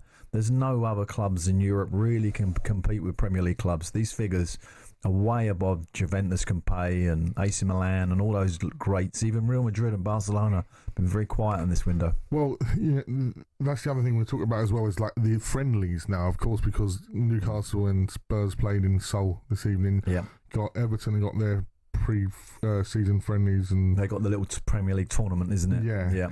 And it's like, you're a gaffer. We'll talk later on in depth about that, but, you know, those long trips. I know from travelling, you know, doing what I do for work, DJing, etc., travelling takes it out of you. Even if you travel in first class, you've got to lay down bed, etc., the time differences and the settling in, it does take a toll, doesn't it? It does. And also, not that anyone wants sympathy, we're just talking about how it affects your players. Of course. But, you know, when you're in, you know, your 11th month of your 12-month season, you know, it makes it difficult. And we got a World Cup to come. and all this travelling and coming back and readjusting and everything else, it's fatigue that you know, unfortunately you can't always get out of players. I certainly think a football club is strange because the staff love a trip. They love it.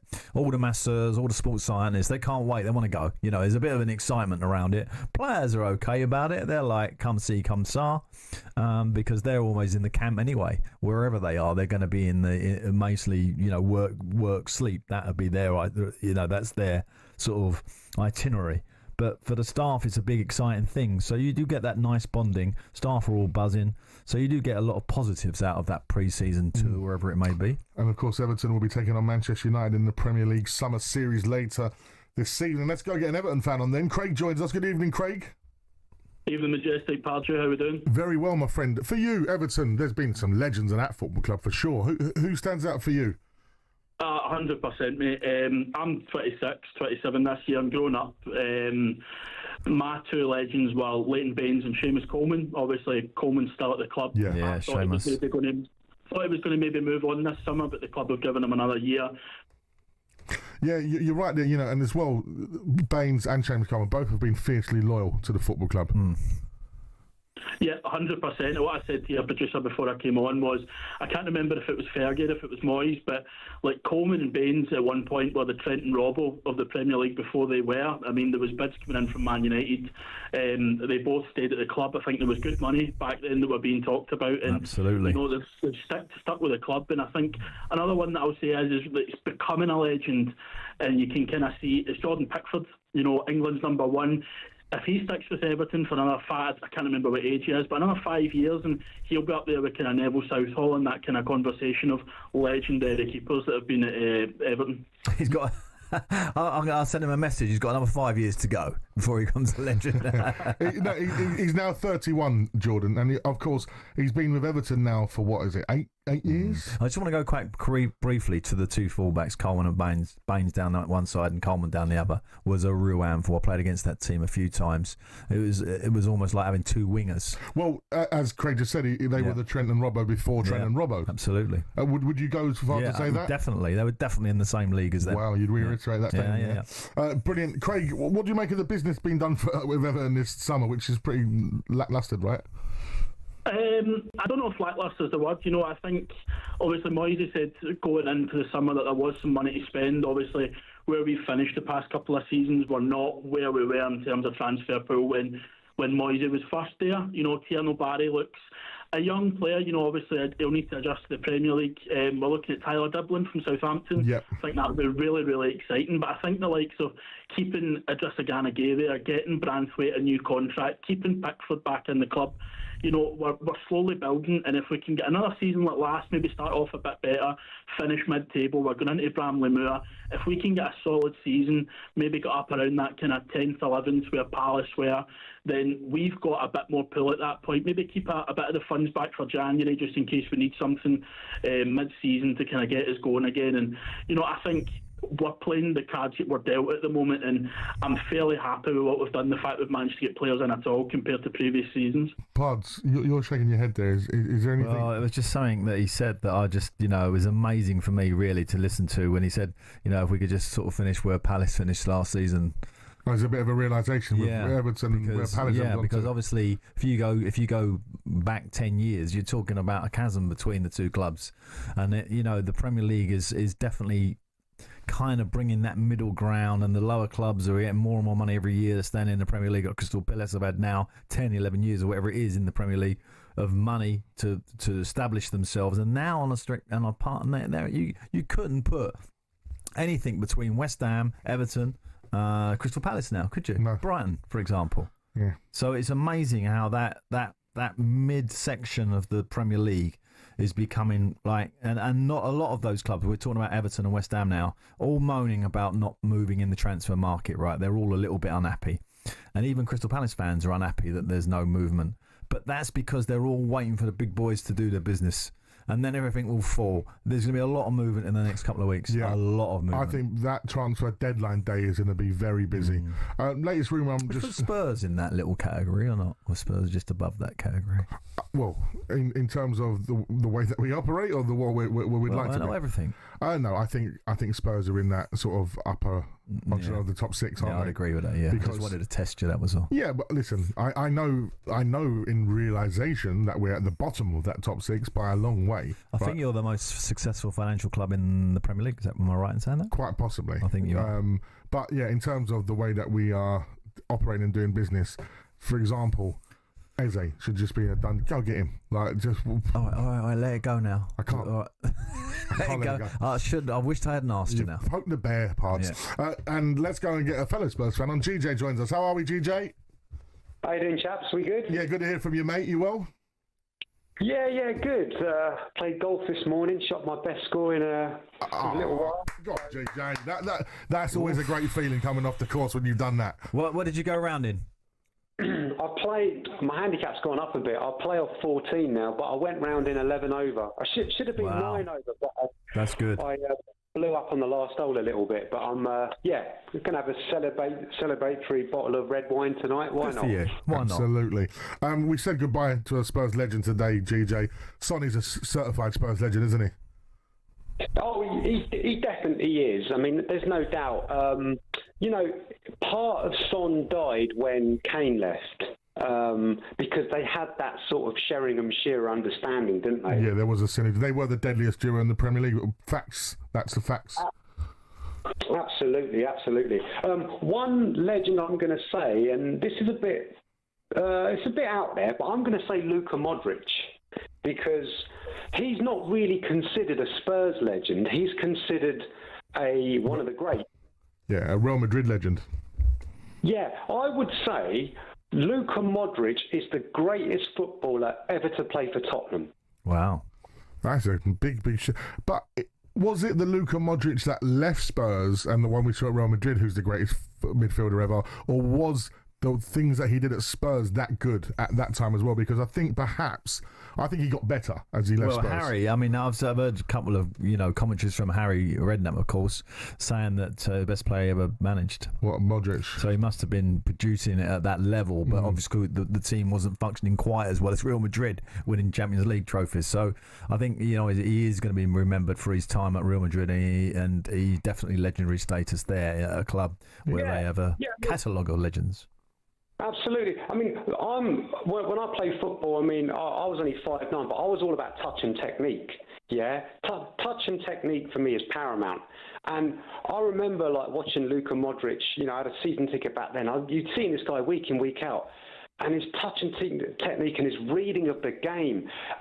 We remember in that World Cup semi-final, he just took over the match in the second half when Croatia switched to a 3-5-2, and he was almost like a quarterback, like Tom Brady. He would sit in front of the back three and just ping balls out wide and spread the play. What about that ball he played in the Champions League with the outside of his foot? I actually search that in Google sometimes to watch it. It's that good of a pass. Honestly, he for me, you tell me in the annals of world football, a greater player than Luka Modric for Tottenham.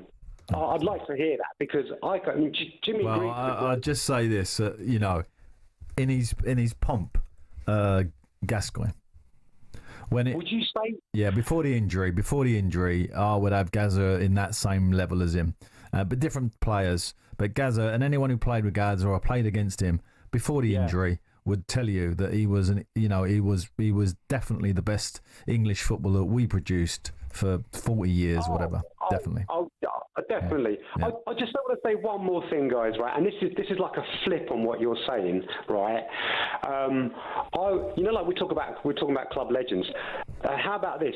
Club legends who are considered club legends, but in your mind they're not. It's ironic you said that Son's going to this MLS team where Hugo Lloris is. Hugo Lloris is considered a Spurs legend, right? That guy, he cost us at least one Premier League title, if not two. Ooh. Clip this up. This is spicy. GJ right now, say that again. You're saying that Hugo Lloris... GJ, have you had that bottle of red already? You're saying that Hugo Lloris possibly cost Spurs potentially... That's a bit harsh. If you look, right, and I'm completely sober, don't worry about that, right? the cork's still on the bottle. But if you look at that back four we had of Danny Rose, Carl Walker, Toby Alderweireld, Jan Vertonghen, that was the best back four in the Premier League for 2 seasons back to back. Yep. And I think statistically, Hugo Lloris faced the fewest shots. He was so well protected. But that season where we finished third in the 2-horse race to Leicester. Yeah.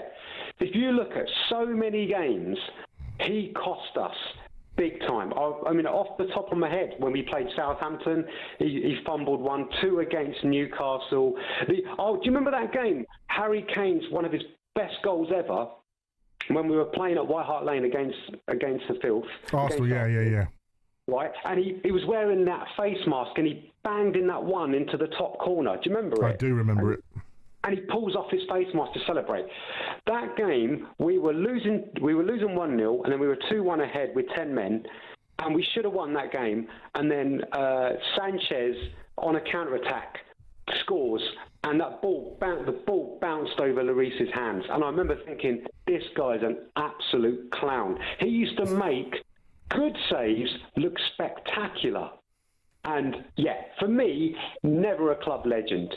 Wow. What about those moments like in the Champions League when he saved that impossible ball against, I think it was Bayer Leverkusen? We're talking about the World Cup winner, Lloris, the same goal here. Okay. Do you know what? I'm glad. Do you know what, Pardew, Alan? I'm so glad you mentioned that because when they won that World Cup in 2018 against Croatia 4-2, right? I was thinking, do you know what? I don't fancy you at all. You're not my keeper. However, enjoy this. This is the greatest moment of your career. You're 4-1 up. You're going to win your nation the World Cup. You're captain. And even then, he pulled a Rick. You watch that World Cup final, they're winning 4-1, and he tries to do a Cruyff turn on his 6-yard box, and Mandzukic robs him, and he scores 4-2, and the game's back on. I mean, actually, you know, just going back to World Cup finals, there's been a lot of World Cup final players who didn't have great careers, really. They sort of peaked, and there's you think about Pogba, who was crucial in the World Cup victories. Played in that team. You know, it doesn't necessarily mean if you play in a World Cup final and win it that you are, you know, you are the greatest of all time. I'm just looking back at that goal that GJ's talking about. The defending is not very good, to be fair. Like the ball comes through. Hugo should have done better. It's a really interesting statement he brings there. Hugo Lloris is not a Spurs club legend. So we're now talking about not legends. Well, he's thrown that into the mix. Legends who are debatable. Yeah. 03717 22 33 is the number to call. Spurs fans, want to hear from you. Is Hugo Lloris not a legend? Anyone else? I want to hear from Spurs fans. I want to hear from everybody else. Particularly Arsenal fans. Arsenal fans will tell you that. Here we go. I've got an Arsenal fan here. Santi Cazorla was better technically than Modric, and I stand by that. Oh, no. You're not standing by that? No. So you don't want to hear from Arsenal fans then, because that must be an Arsenal fan. Certainly disagree with that. 03717 22 33 It is the final word on talkSPORT.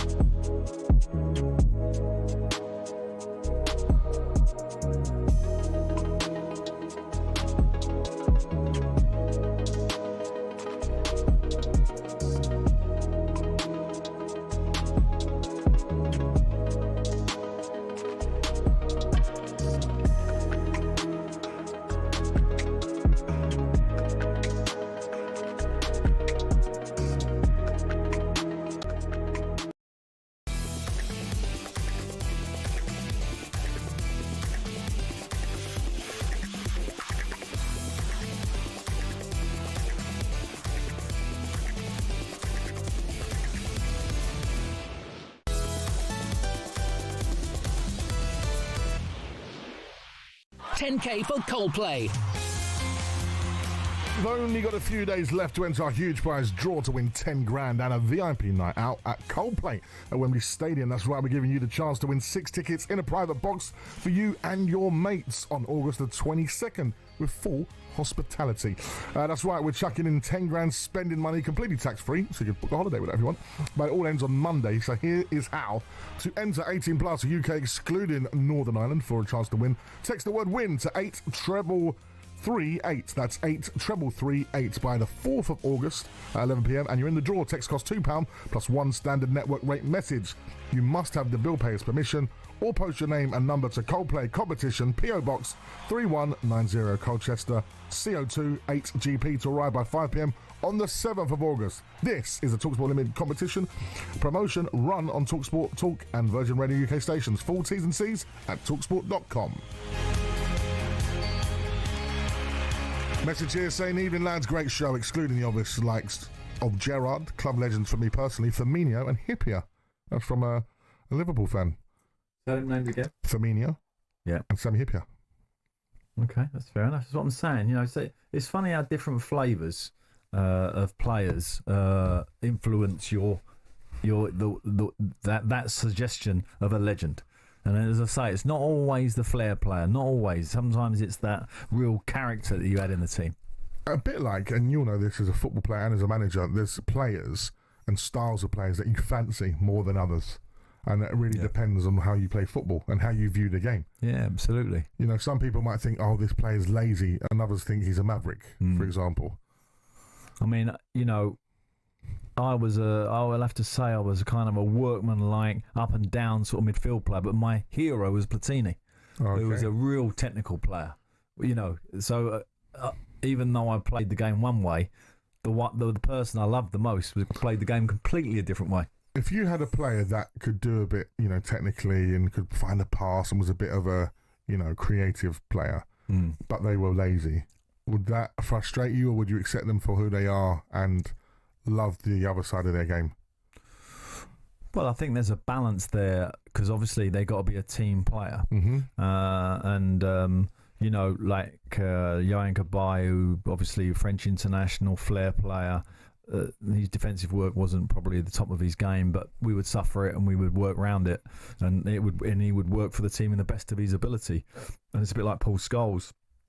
Paul Scholes never wasn't a great tackler, but he was an aggressive tackler. I mean, how many yellow cards did Paul Scholes get? He wasn't shirking the challenge. He wasn't like his best part of his game, but he wasn't bad at it. But then there are some players who literally throw their hat on. I think it was Arsenal had Pepe. They took the boy Pepe out of France. He was a disaster, right, for them defensively. He had to come out of the team. I had Ben Arthur at Newcastle, whose defensive work was zero. And of course, the team just can't cope with it. And PSG are an example of that, particularly in the modern game. There's not many players like Messi who literally can just not do any defensive work. Arsenal fan here, this is Phil, said been watching football for over 50 years. Good on him. Modric is one of the best midfield players I have ever seen. The pairing of him and Cruz at Madrid was just superb. Brilliant to watch for anyone who loves football. Platini was better than him. Better than Modric? Yeah. Okay. 100%. Well, let's go to Mark, who's a Spurs fan. He joins us on the final word. Good evening, Mark. Hello, boys. How you doing? All right? Yeah, very well. Sad day, of course, to see Sonny say goodbye, but a perfect time and a fairy tale ending for him. The right time to go. Yeah, I think it was. I mean, the only thing I feel sorry about Sonny is, and I'm not going to go into the Levy situation, the money situation, that should have happened at Tottenham. He should have been able to say goodbye at Tottenham. They probably knew he was going at the end of last season. So, watching back the end of last season now, he done a lap on his own, didn't he? And now it kind of makes sense. Yeah, absolutely. I mean, don't get me wrong. He's been an absolute fantastic servant for the club. I wouldn't call him a club legend like that other bloke who was just on about Luka Modric. Luka was a good player at Tottenham, but as I think Alan said, he got better when he went to Madrid. Yeah. As did Gareth Bale as well. Yeah. I mean, I would say in my lifetime, I've been watching Tottenham home and away for a long, long time. I think there's probably only maybe 6 that I would class as legends. I'll go for it. Give me your 6. Top one is obviously Glenn Hoddle, definitely. Aussie Ardiles, Gaza, Stevie P, Leslie King, and Harry Kane. They would get, and that's a play, because I never, I'm not old enough to have seen Danny Blanchflower and Gil Zine in that, but of all the teams that I've watched, they would probably be the top 6 that I would pick out. And as for the best goalkeeper at Tottenham, the best I've seen is probably Ray Clements. Ooh. Big Ray. Big Ray, great shout there. So he managed me, Big Ray. Did he? A very aggressive manager. I mean, super aggressive manager. You wouldn't expect that, would you? No. Where did he manage you? At Barnet, when I was at the end of my career. I had a couple of years up there. And Barnet back in the Football League. Well done. I got beat yesterday, I think. But back in the Football League, good for them. Great club. Ray was super aggressive. I was like that. Oh, first game. Oh, is that Ray? Ray Clements. That really nice man who plays golf for Liverpool and Spurs. Yeah, brilliant. Cool. Thank you very much, Mark, who's...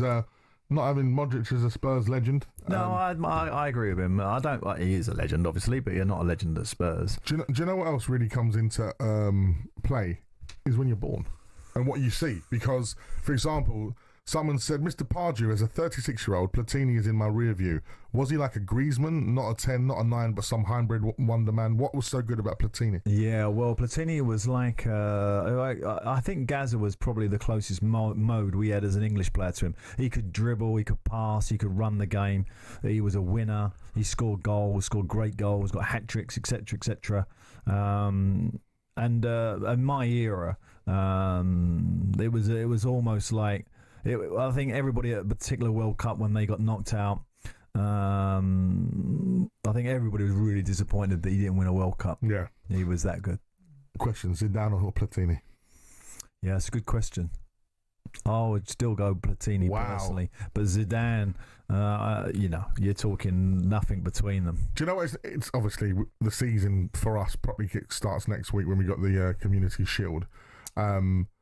And who's in that? Can you just remind me who's in that game? Was the league winners against the FA Cup winners? Yeah, that's right. Who is it? So it'll be Liverpool against Crystal Palace. Oh, Crystal Palace. Well done. You beat Liverpool before, haven't you? Yes, but not in that trophy. But it's great, isn't it? Can you win another trophy? Can you imagine if Palace win another trophy? Well, that's what Spurs have then with the Super Cup, didn't they? Yeah. You've got the big European game. When is that, by the way? 13th of August. Okay, not long. Not long at all. And of course, with Maddison going injured. Do we go? Because they used to play that like 2 months into the season. Yeah, it was strange. It was more like it wasn't a pre-season game. It was always weird that. It was like January time. Yeah. But yeah, we're going to be, of course, on air after that. That's when the season starts for us. But it's nice to do this show where we can have a bit of freedom and talk about things like club legends, which is nice, and just to really appreciate football as an art form. And we're talking about Zinedine Zidane. When I used to watch him play football, it was genuine artistry. It was, this is why we love the game. And when you see some of the stuff that he used to do, but again, a bit like Ronaldo, number 9, for me, growing up at my age, seeing what he used to do with a football, wow. And bullying defenders, he had everything as a forward. I was in the stadium when Ronaldinho turned up for Barcelona and destroyed Real Madrid, and the whole of Madrid was waving their hankies at Ronaldinho. Really? About how brilliant he had been. Yeah. Like a tribute from another team. I mean, that's something else. 4 Brazilian players have won the Ballon d'Or. Can you name them? Ronaldo. Yep. Ronaldinho? Yep. Now I'm struggling. Trying to think. Go on. Give me the other 2. Think Barcelona again. Carlos? No, part of that triangle of 3. Ronaldo, Ronaldinho, and... Figo? No, Rivaldo. Rivaldo, that's what I meant. Sorry, I meant Rivaldo. And one more. Centre back? AC Milan legend. AC Milan. Hold it. No, it's gone. Kaká. Now, Kaká, for me, I was never a great fan. Him and Neymar, for me, do not... No, it's funny, isn't it? Do not rock my world. And actually, Neymar in particular, I'm a bit of a TikTok fan. I like that kind of, reels, and finding out news and stuff like that, and things I wouldn't normally look at. So it's good for me to be with the younger generation, of course. And I've seen so many top players saying about Neymar how good he was, and I'm surprised at that. Because I've never really seen it. He scored a couple of wonder goals. There was times where he just used to stroll about and not really participate. Big games he went missing, And Kaka was the same, by the way. Yeah, for long periods. Yeah, give us a call. 03717 223344. Who is your club legend? Is Imagine Pards?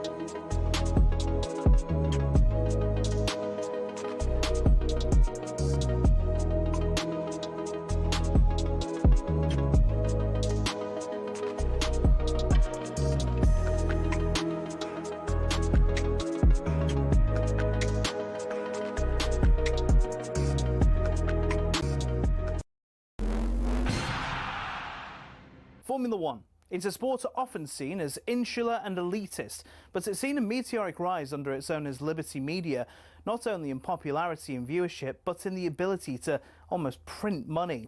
From greater access to more races, here's how it happened. For decades, Formula One was owned and run by one man, Bernie Ecclestone. He was old school, someone who thought the sport itself was enough, and there was no need for all this modern marketing and social media nonsense.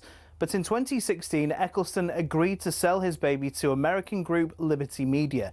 It cost Liberty Media $4.4 billion, and they quickly got to work. We got an F1 app almost immediately, and teams were allowed to show us more from behind the scenes. One of Liberty's most important deals was with Netflix, which in 2019 brought us Drive to Survive. The effect? An almost 70% rise in viewership for races in the US alone. It's massively benefited Formula One online too, with a rise from 7.8 million followers across its social media platforms in 2016 to around 50 million today. New eyes are on the sport too, with F1's own subscription TV channel, which people can watch anywhere in the world. But the main market they've tapped into is the US. There's now 3 races there a year, in Texas, Miami and Las Vegas, and an American-branded team, Cadillac, getting involved in the sport too. More races seems to be the direction of travel.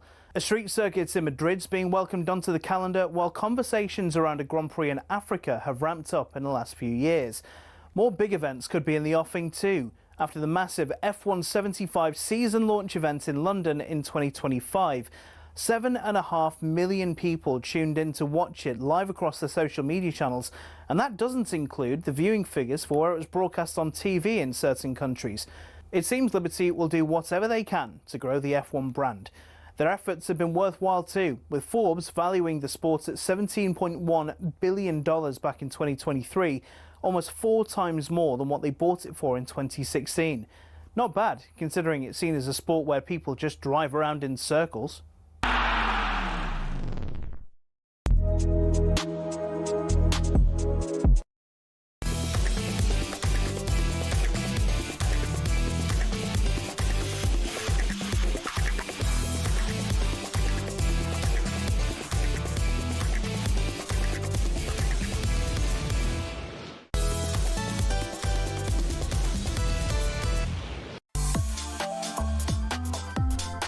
Good evening and welcome to the final word here on talkSPORT with me, Majestic, alongside the experienced football gaffer, Alan Pardew. That's right, on a Sunday you can call us Maj and Pards because we're your mates on a Sunday evening. Still to come, we are talking about international club friendlies and the return of the EFL, where a certain Ian Holloway was less than happy with his own fans. But right now we're giving you the greatest quiz on radio. The Mystery Footballer Song Quiz is back. I love it. It's been a while. There's 3 songs in total which will lead you to the player. Remember, it can be the club he's played for, his squad number, a nickname, or even a physical feature. So DJ Kitch, my selector, drops song number 1.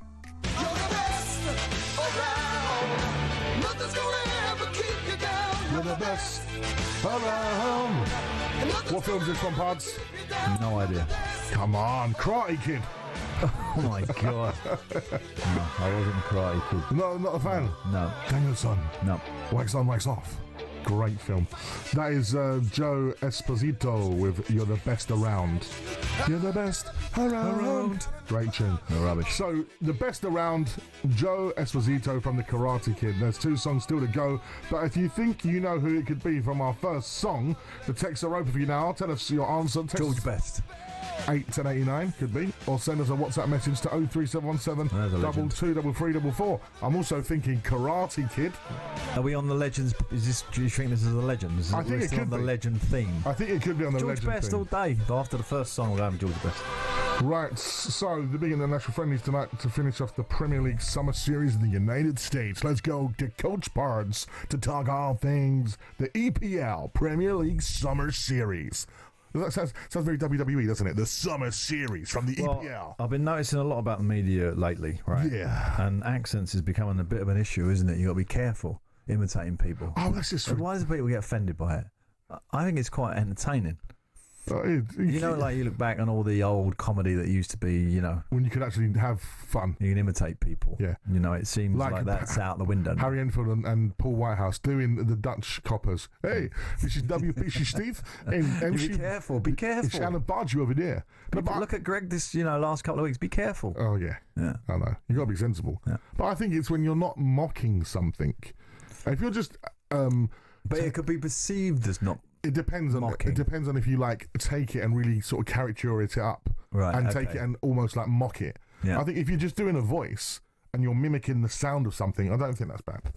Because you're very good at voices, and I don't want to take it away from you. Listen, I can do a couple of voices. They're okay. I'm not as good as Ollie Klink. He's very good. Yeah, and I'll prefer Eubank. He's my favourite. Listen, Christopher Livingston Eubank Senior is the correct term, but the problem with most Eubank's impressions is some people can do this, but they can't turn into the wickedest Rastafari, sticking a mother's tongue patois. That's what he says, because no one can do the patois. Yeah. Big up to Chris Eubank Senior, what a legend. And my claim to fame is he follows me on Instagram.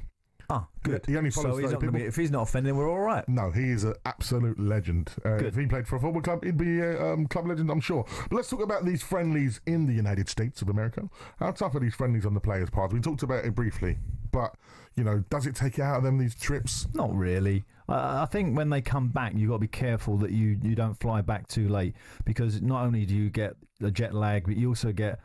fatigue mentally, and the family's all upset, because you've been away and you've got to have family time, and you're trying to cram it all in. And actually, when you think you've got enough time, like 5 or 6 days, it's not enough. You need a good 10 days to sort of come back and re-establish yourself as a group. So there's that issue. And some of these teams are flying back and going straight into it, or they're having a stop off and having a game somewhere else, and then so it gets kind of put to you, these trips. And the problem you have is that at first it all seems sensible. We're going to the States, we've got a trip here, it's all organised, the flight times are all good, blah, blah, blah. But then another game gets thrown in, or it gets cancelled, and then you've got to go somewhere else, and it's like now it's a 5-hour flight. So it's never quite what it perceives to be. So there are difficulties coming out of it, and you have to manage it, and you manage it as you see it. Really, you have to sort of the law of the land moves a little bit, and you've got to move with it. Yeah, it does seem like a big upheaval, seeing the whole team and the squad and everyone out, in these things, just seeing the whole staff all up sticks and go. Does it make recruitment any more difficult? Well, it does, because you are, as Eddie pointed out, as I said, it was a good point. You are slightly detached. You're at the end of a phone, and you've got a time delay and everything else, and and what's going on, and do I need to do anything? Do I need to speak to the player? No, we haven't quite done the deal yet. And you're kind of you feel like that's exactly the word. You feel detached. And feeling detached is never comfortable, particularly when can you imagine trying to negotiate for a house or a car? Two big items that everybody in their lifetime probably ends up doing. Some people don't always buy a house, but you certainly would buy a car, I should think. And you're detached from it. You're kind of in somewhere else, and detached, someone else is doing the deal. Yeah, semi-detached. Yeah. Talking of legends, tomorrow, guess who's on the talkSPORT Breakfast Show from 6? Andy Townsend. No. No, I don't know. Rio Ferdinand. Rio? Rio's in, yeah. Oh, that's good, yeah, because he's kind of left his role, hasn't he? He's kind of gone sort of maverick. He's left his contract at wherever it was, TNT or whatever. We don't talk about the other places. We just talk about so he's drifting around. Well done, Rio. Good man. It'll be interesting to hear what he has to say. He is an absolute Manchester United legend. No doubt about that. Is he a Leeds United legend? No, I wouldn't say so. And he's certainly not a West Ham legend. No. Not now, I don't think. No. 03717 223344 is the number to call us about your legends. Coming up next, it's time to get stuck into the opening day of the EFL stories. Our mate Andy Woodman had his first game yesterday. 0-0. I said to him, I texted him, I said, take it away, first game. Yeah, Shrewsbury, win it. In the Football League. Take the draw. Absolutely. Just take the draw. Don't get over ambitious trying to win it at the end and get done. Yeah, we're going to be getting stuck into some EFL stories with the brilliant fellow Tichet, Jeff Peters. That's on the final one on talkSPORT next.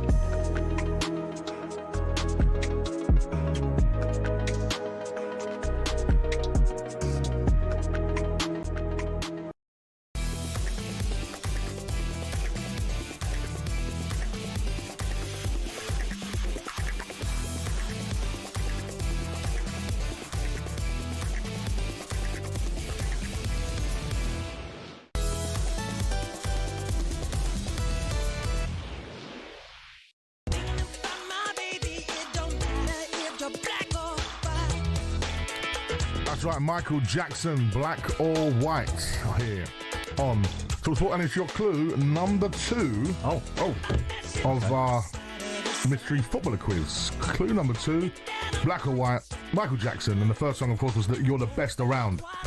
There's your 2 clues so far. Get your answers to us. Text us 81089 or WhatsApp 03717 223344.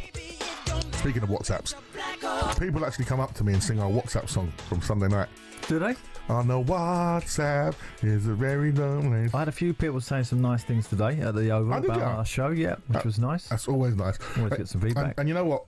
My producer Ross said, right, when we started our show, he goes, within a year or two, I want people to start being like, you're the guy from talkSPORT rather than knowing me as Majestic, right?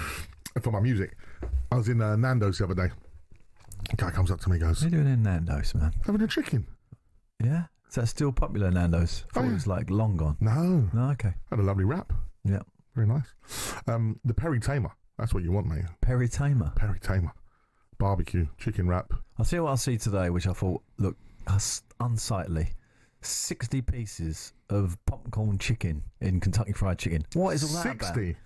But one of those big pot things. What's that for students or something to dip in? You couldn't possibly eat something like that. That's an evening of watching films and just picking the popcorn chicken. Dear, dear. But yeah, I was in there and the chap come up to me, Valentino, his name was, and says, "Oh, you're that guy from talkSPORT." And he's a Spurs fan as well, aren't you? I was like, yeah, he's a Spurs fan. Okay. Yeah, enjoyed the show as well. Okay. Everyone always asks after you, Pard, like, what's Pard like? Does he like to party? Does he like to have good fun? I'm like, he's a lovely chap, Pard. He's a legend. That's all right then, good. So, speaking of other legends, we are now joined by a fellow DJ friend of mine and also an EFL expert, and the one and only Jeff Peters. How are we, Jeff? Very good evening to you, chaps. I have to say that I didn't have on my talkSPORT bingo card today when I switched on, hearing you guys talking about the difference between US garage, UK garage, and then the subgenre of two-step garage and sweet light chocolate, which I thought was fascinating.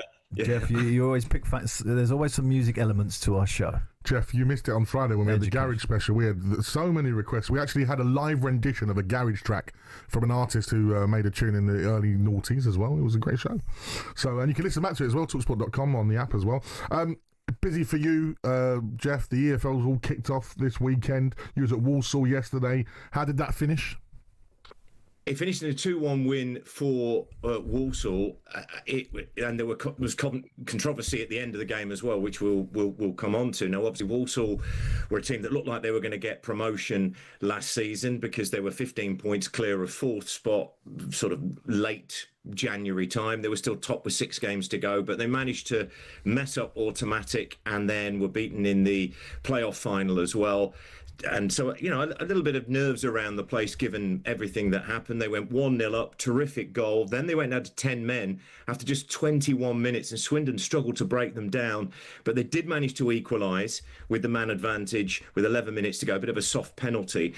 But then Walsall managed with 10 men to score in the 91st minute, a brilliant solo goal by Connor Barrett. Swindon had a goal disallowed in stoppage time. And then there was the controversy, the incident. Now, I was working alongside Sean Derry, and we noticed something had gone on, but we weren't 100% sure what. Now, we saw that some items from the Swindon fans had been thrown onto the pitch. We didn't know that the goalkeeper for Walsall, Miles Roberts, had actually been hit by these, and it kind of soured the end of the game, because it was a terrific game of football. There was so many good things in it to talk about, and obviously Matt Sadler, the Walsall boss, thrilled to get up and running with a win and trying to put some of the disappointments from last season behind them. But for Ian Holloway, the Swindon manager, he came out and he spoke to the media, and he was really angry with what had happened from his fans at the end of the game. Wow. I want to fight for things, but what you don't do is rip out a seat, throw it at someone.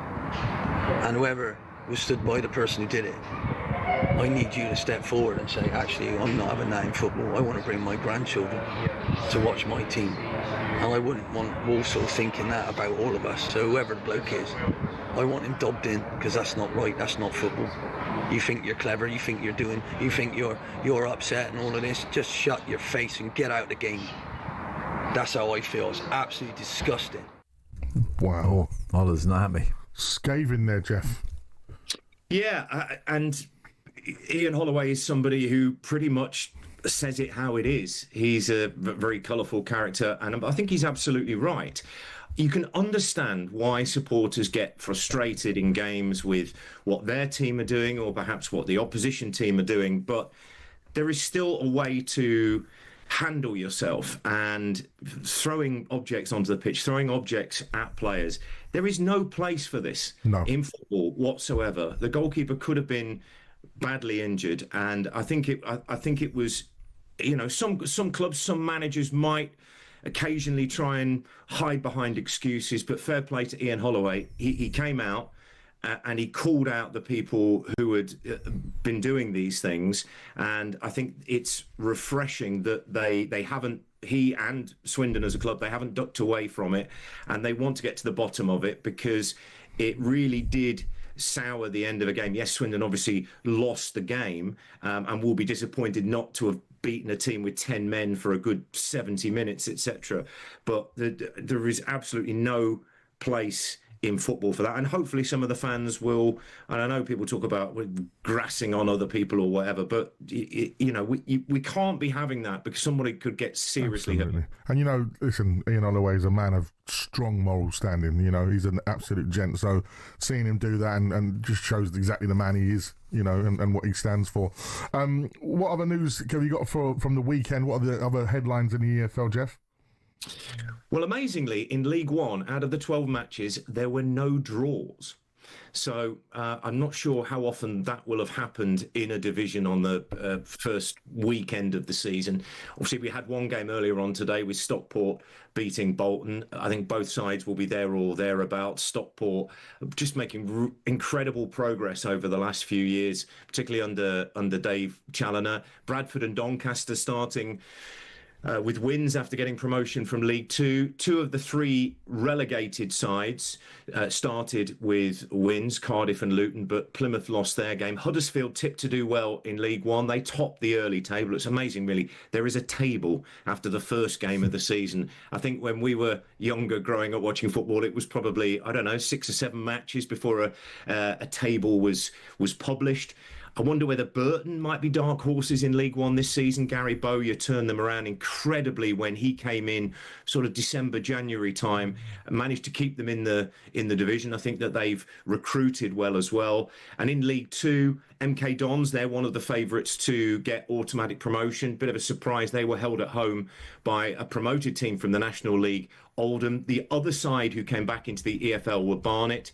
Their return ended in defeat, and their goalkeeper won't want to see one of those again. And the only relegated side from League One to win in League Two this weekend was Cambridge United. And I think it's great that we've got a staggered start to the EFL season, because League One and League Two can have their moment in the sunshine, if you like, this weekend, and then the Championship joins them next weekend, and then obviously you've got the Premier League the weekend after that. Yeah, absolutely, and I think you're right there in saying getting its own little spotlight. We're seeing so many sort of foreign investment coming into, you know, the lower leagues, hoping they can do this sort of, you know, Wrexham type model that we've seen, obviously, of course, with that superstar power they've got there. You know, Pards, we had this discussion before. You know, the Championship, where would you rank it in leagues of Europe? Like, where would it be in like, the top 10 leagues of Europe? I'm talking, you know, the Eredivisie and Serie A, etc. Where would the Championship rank for you? Well, I mean, obviously, supported-wise, it's right up there, and the backing that these clubs have, and at the end of the, you know, the golden fleece kind of thing of the Premier League is there for these big clubs that are investing heavily. I mean, some of the investment at the Championship level is way beyond their means. So, you know, it's very difficult financially to keep it all under control. And obviously, when you go down to League One, League Two, you still got that same ambition. You know, I know, for example, we got our friend Andy Woodman at Bromley managing, but his owner is very, very ambitious, wants to, you know, get to the Championship, you know, minimum. So, you know, it's all there, and of course the reward if you get through the Championship into the Premier League is just astonishing, that what it does to a football club. So it makes that division so competitive. And over the years, there's teams in the Championship where the margins are so tight, the games come thick and fast. You can jump like 7 league positions with 2 results, sometimes even more so. So that's why it's slightly different to some of the European leagues, which is your question, where you have a dominant clubs who kind of churn the championships over. In Holland, it's usually the same teams. In Spain, Italy, blah blah blah. Championship, really and truly, you could try to name the teams that are going to win it at the start of the season, but you do very well to name it. Absolutely. And obviously, we talked about Barnet at the start of the show, Pards. Yes. In their return to the EFL after 7 years. Can the Bees pick themselves up and maintain their EFL status, Jeff? Well, I think it's certainly going to be a challenge for them. I was looking at some of the promotion odds at the to kind of get an idea of where the money's going. And Barnet were about 5-1 for getting promotion from League Two. I don't think that there is an enormous difference between the National League and League Two, and we have seen one or two clubs go either, get back-to-back promotions, or they've done it within the space of 2 or 3 years. So I think that it's an incredibly competitive division. MK Dons, as I said, with Paul Warne in charge and some of their recruitment, they look like they will be contenders. Chesterfield were in the playoffs last year. Swindon had a very good second half to last season. They were actually bottom in December. And then in the end, they only finished, I think, about 6 or 8 points outside the playoffs. So obviously they've started with a defeat this weekend. But you look at other teams that have come down like Bristol Rovers. They've got Darryl Clark in charge, who knows the club. He's gone back in there. He's got promotions before. You'd think that perhaps Notts County, a team that were languishing in the EFL, in the National League for a while, that they might be close. They were semi-finalists in the playoffs in League Two. There's so many teams you can look at. Grimsby, Colchester, I'm trying to think, Salford, Gillingham. I think it's an incredibly competitive division. So Barnet will probably be looking going. We've had a really good run. We've got the momentum of wins and success in terms of what they had in the National League to get into the Football League. Yes, it didn't work out for them this weekend, but there is still 45 games to go. And I think one of the most beautiful things about English football in particular is that we have this pyramid where teams are low down and they can dream. They can dream that they'll get into the next division or the division above that. You look what Wrexham have done. They've had back-to-back promotions, and I think they've invested well in this window. Is the step from League One to the Championship, is that going to be hard for them? Obviously, a lot of spotlight on them with the Hollywood owners. Big Hollywood, yeah. Brady and etc. there, and I think that they will hope that they can continue their momentum from getting promotion from League One. I think League One as well. You look at some of the teams in there: Luton, Huddersfield, Stockport, Cardiff, Bolton. Four ex-Premier League teams you mentioned, just out of the 5 there. Jeff, listen, I want you to stay with us after the short pause. I want to talk about your holidays as well. But now, because it is Sunday, we want you to send in these, please. On your WhatsApp is a very special place you can speak to Pardew. WhatsApp, baby. Send us your WhatsApp, baby. WhatsApp, baby, WhatsApp. Final word. WhatsApp, baby, WhatsApp. The WhatsApp number is 03717223344. That's right, it's Sunday, so we want to have your WhatsApps on that number. Pards, who do you want to hear from today? Well, I think, with the Football League starting yesterday, I wouldn't mind hearing from some Football League fans where they think their club's going to end up. I mean, you're talking about 45 games left to go. Obviously, you might have lost the first game. Still got 135 points to play for. So there's plenty of room there for improvement. I genuinely am looking only at EFL today for WhatsApp. I don't want to see it from the Premier League. We've got 2 weeks to go. We're all looking forward to it. EFL. So and the National League. And the National League as well. Is EFL National League? No. It's separate, isn't it? Yeah. Separate. Right, and we still want your club legends. Get your WhatsApp message in right now. 03717 223344. The one and only Jeff Peters will be back with us as well after this short pause.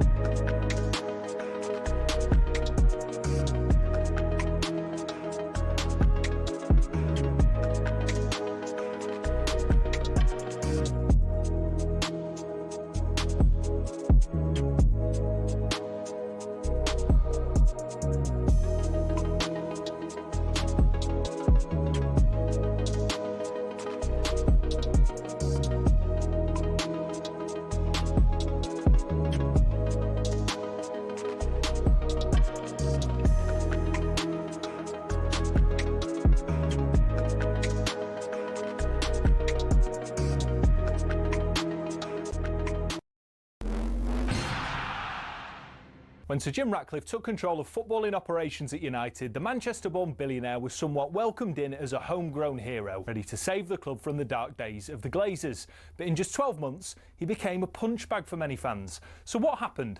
Well, let's take a look and you can decide for yourself.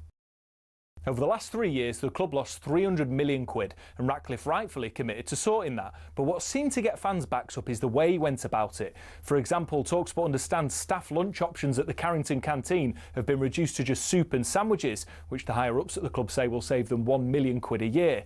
Now, that might make sense for many who don't get free meals at work themselves, but it does get a little bit more picky than that. It was reported that after staff brought some stationery, they were ordered to send sellotape back because it wasn't considered to be essential. And the reward for being Steward of the Week used to be 50 quid, but that was scrapped and replaced by a paper certificate. But it's not just seemingly stingy decisions. In 2024 alone, Ratcliffe oversaw 250 redundancies, and more were announced at the beginning of 2025. Now, while there are people who acknowledge United's staff numbers are overinflated, it's the optics which aren't great. Add to the mix the introduction of a flat ticket price of 66 quid for every fan, even children, while Casemiro's on 350 grand a week, and the frustration of fans reached fever pitch. Time will tell whether Ratcliffe's cost-cutting measures will improve outcomes at the club, but one thing's for sure, there's a long way to go for United to be back where many say they belong.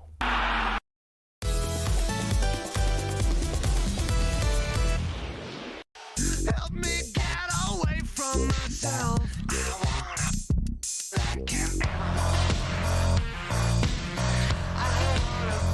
Good evening, it's the Final Word phone in here on talkSPORT, and that is our third and final song for our mystery footballer, and it's 9 Inch Nails Closer.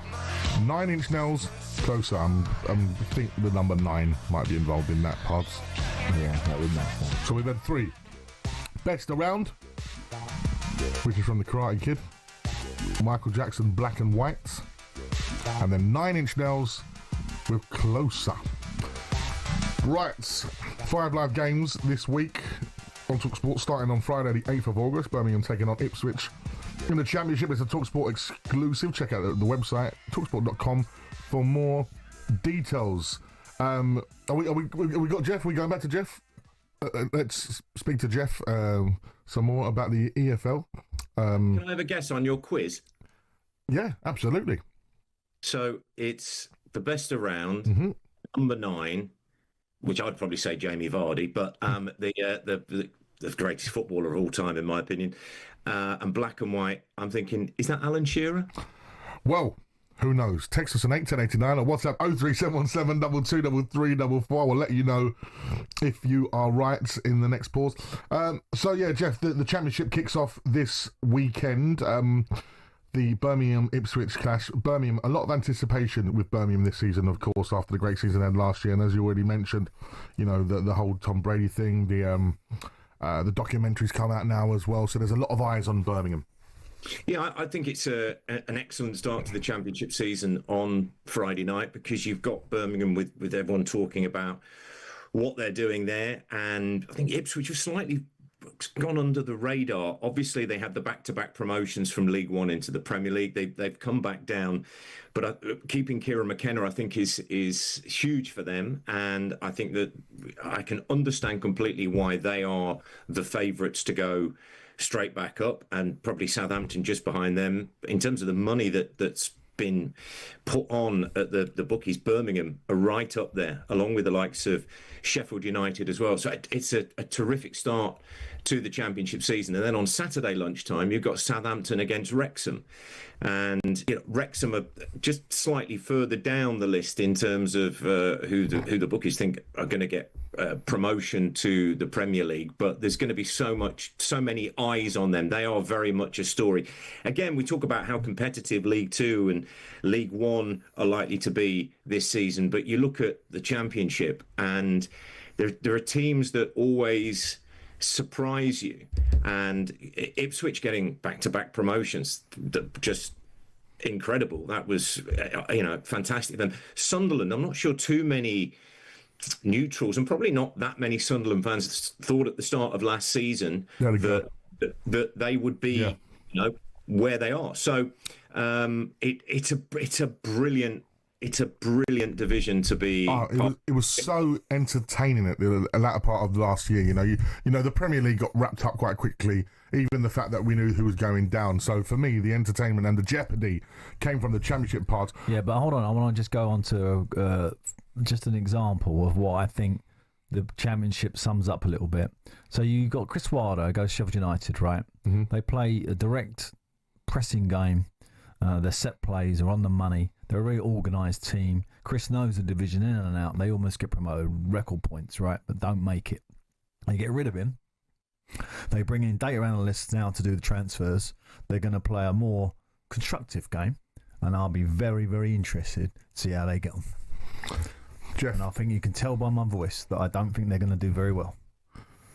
Thoughts, Jeff? Well, I mean, they brought in Ruben Sellers, who was the manager who kept Hull City up, so that they obviously want to go down a different route. I still think that they will be competitive. I think they've got some quality players, and I think if you look across the city and what's going on at Sheffield Wednesday, and we talk about having some good owners, but there are so many poor owners across the EFL, and we've seen that to a number of clubs in recent years, and I think a spotlight really should be shone on them. So you've got players leaving the club, players and non-playing staff not being paid at Sheffield Wednesday, and I think talking to some of my pals who are Blades fans, they don't want to see Sheffield Wednesday be successful, but they don't want to see them go out of business. They don't want to see them. No one does. The rivalry keeps you alive, doesn't it? Yeah, I think it's a huge thing. Are Sheffield Wednesday going to be able to fulfil their fixture next Sunday? Well, that's what I was going to say, because of course it's against your beloved Leicester. I wanted to talk about that. And on Friday we were reporting that there could be a possibility where that game doesn't get played, Jeff. Yeah, I think, all things are on the table at the moment. Certainly from a Leicester perspective, I think you'd want to play that game because Wednesday are in a bit of a mess at the moment, and you'd think it's a good opportunity to get up and running with 3 points on the board, yeah. Points. But will the game be forfeited and Leicester will get the points, or what is going to happen? I think obviously it will become much clearer this week. But from a in terms of disgrace, that they're in this position.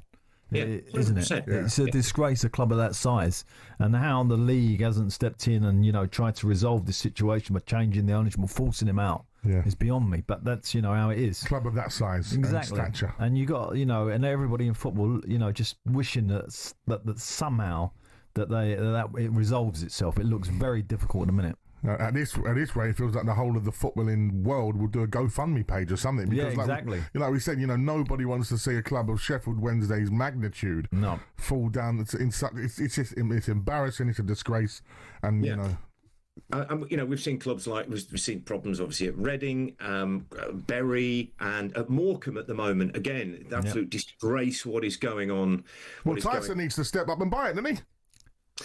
Well, you're mates with him. You can have a word. Can't you? I can see that. Tyson. I see. It was at the races. I think it was yesterday. Was it? Yeah, he was at the races with his family. Mm-hmm. He's enjoying himself. He's getting about. He's got plenty of money. Yeah, go and buy Morecambe. Get Morecambe. He loves Morecambe. Go and buy it, Ty.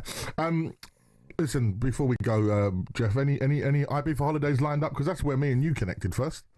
Yeah, it was probably about 13 years ago. Yeah, we met out there and became pals. I'm having a year off from Ibiza. Oh wow!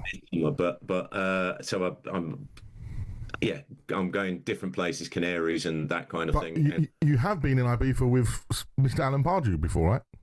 Yeah, now Alan won't remember this, but it was 6 years ago. I got invited to a lunch at Ocean Beach, and there we go. Those of you who are watching on the they're my old pals. Some of them are my old school friends. There's a very strange looking man in there with an Hawaiian shirt. I'll take that's you. Yeah, that is me. So Martin Makepeace at the back. He said, I think he invited me for lunch, and we all sat down, and then you were sat next to me, and someone went, "Oh, Jeff, he's a football reporter for talkSPORT," and I could see your eyes sort of going, "Oh God, no!" I'm sitting there. But we ended up talking about music and all various kind of things, and it was a fantastic afternoon. But it's a brilliant place, and I tell you what, I've seen Madge absolutely rock venues out there. He's a very talented, not just broadcaster, but also DJ as well. And if you do get the chance to see Madge at O Beach or at Universal High, wherever he plays, Proper pat on the back. I'll tell you what. I'll give Jeff a couple of core Ibiza memories, apart from being in the pool in our villa. Was the moment in High in the Wild Corner, which is the toilets of the nightclub. Yeah. And me and Jeff in the booth having a sing along to the Shaman, Ebenezer Good. Word for word, Jeff did. And now, for our listeners who don't know of the club and don't know, it sounds a bit weird what you just said, but the actual toilet is a club. That's correct. So High is rated the #1 club in the world, and they have a huge main auditorium, then a club room, and then another room called the Wild Corner, which is actually fully functional working toilets with a DJ box in the middle. And Jeff, am I wrong in saying it's the best room there? Oh, it is insane. You've got all the disco lights. I remember going in there for the first, thinking all the disco lights. They go for a disco dump. Kind of all the disco lights. A club room in a toilet. You think that's going to be crazy. Anyway, went in, and our good friend Jason Bye was playing in there, and he invited me along. And do you know? Can I just say to you? Sorry to interrupt, Jeff. You know, this is going to give Daniel Levy some ideas. Because at Spurs now, the toilets, they're going to turn them into a club with some disco lights in there and get the Madge in there. Don't know about that, mate. I don't think I'll get the call up. Jeff, brilliant stuff as always. What game are you going to be at this weekend? I am going to be at West Brom against Blackburn on Saturday, and hopefully I'll be at Leicester against Sheffield Wednesday. Yeah, let's hope so. We've got commentary on talkSPORT too, and I'll be doing the updates on the main channel. So a couple of games coming up next weekend. Can't wait for the Championship to get back. Brilliant stuff. Thank you very much, Jeff, our EFL expert and fellow DJ, Jeff Peters. He said a very important word there, right? With most football clubs, but particularly in the EFL, and particularly in the Championship, is momentum. Teams with momentum can go. You can have a spell where the momentum's right behind you, and you can get 10 wins. Yeah. And it propels you right into the mix of it. Because it's so tight. At any time of the season, you could have it at the start, you can have it at the middle, and sometimes if you get in the middle, you can hang on and stay in the playoffs. Sometimes you get it at the end and you burst your way in. Yeah, we've seen that a few times. And it's really an important thing. And any football manager, young football manager out there or coach, try and once you get that momentum after a couple of wins, try and sustain it. Work even harder. So we've had lots of messages coming in regards to EFL stuff. Guys, do send us voice notes. We want your voice notes rather than just WhatsApp text. So if you are a Barnet fan, we've got a Millwall fan, we've got some EFL fans messaging us, send us a voice note and ask Pards a question in regards to your EFL team. Or a comment about their team. Yeah. It ain't got to be a question, is it? 03717223344. The latest score in the summer series in Atlanta is West Ham 1, Bournemouth 0. Go on, Hammers. Still to come before the return of our documentary series. After By the way, they're having a strange pre-season, Bournemouth. Yeah, they are. Ones to watch. We reveal who our mystery footballer is and go through Alan's any other business. That sounds so Pardew. Not Pardew, sounds Partridge, doesn't it? Sounds so Partridge. Alan's any other business. That's still to come on the final word of talkSPORT.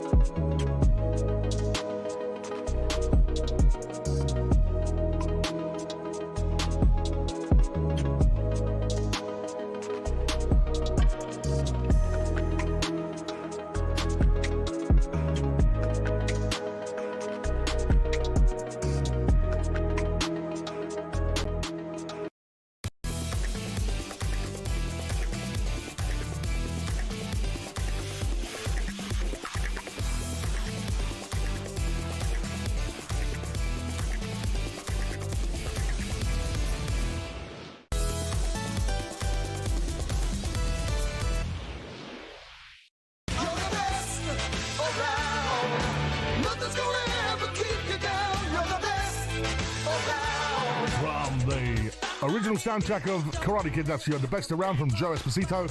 This, of course, Michael Jackson, Black or White. Into the classic 9 Inch Nails, Closer. That was our 3 songs clues for our mystery footballer. And from one Alan to another, the answer was, of course, Mr. Pardew? Alan Shearer. Alan Shearer, because he's the best number 9 in a black and white shirt. Definitely. In my opinion. There might be Jackie Milburn, there might be a few other ones you might throw in there. But Shearer, yeah. Yeah, Alan Shearer. The best Premier League striker of all time? Well, the thing I really doffed my cut about Alan Shearer was I remember he was at Southampton and he was this like force of nature, and everyone knew he was going to be a top player. You know, he was just off the scale. Mm-hmm. And then he had the terrible injury. Oh yes, and remodelled himself. Was that a knee injury? I think he had a cruciate, didn't he? But he was really quick when he was young. Like, and I'm talking explosively quick with power, because obviously he had that body. But he had to remould himself, and he didn't have that pace, quite that pace anymore. And he remoulded himself into just a gooder player, but with more technical ability, more link-up play, more team play. His heading ability improved. So you have to, there's not many players who get that injury and come back just as good in a different way. Do you know what I mean? You know what? It's interesting. Astonishing. Obviously, I often talk about my son on here, who's now 8, Leo. So when I was 9, Euro 96 was going on, and watching Shearer in that competition, hadn't scored for months for England. That's right. Terry Venables stuck with him. Yeah. That goal against Switzerland to get him off the mark, and of course he went on to win the Golden Boot. But that game, the header against Scotland, but the game against Holland, when Teddy makes the layoff and he smashes that it up. feint, and then the celebration, you know, just it brings back so many beautiful memories as an England fan. And you know what, seeing the way my son reacts to football players now is how I felt about Shearer at the time. You just hear that Shearer, like it's just you know, when you're talking about iconic 10, 20 Premier League players, he's in there. Right up the top somewhere. Chris says, just quickly, Teddy Sheringham, where's he fit legends-wise? Spurs? Yeah, don't think he would make Man United's legends. I know Teddy's a big mate of mine, but would he make? Big mate, is it? Well, yeah, because we've shared an agent. I had him at West Ham, didn't I? And socially and golf, etc., we match up now and again. Was nice enough of him to miss a penalty against Spurs even when we had the dodgy bellies. Yeah, did he miss a penalty then? Yeah.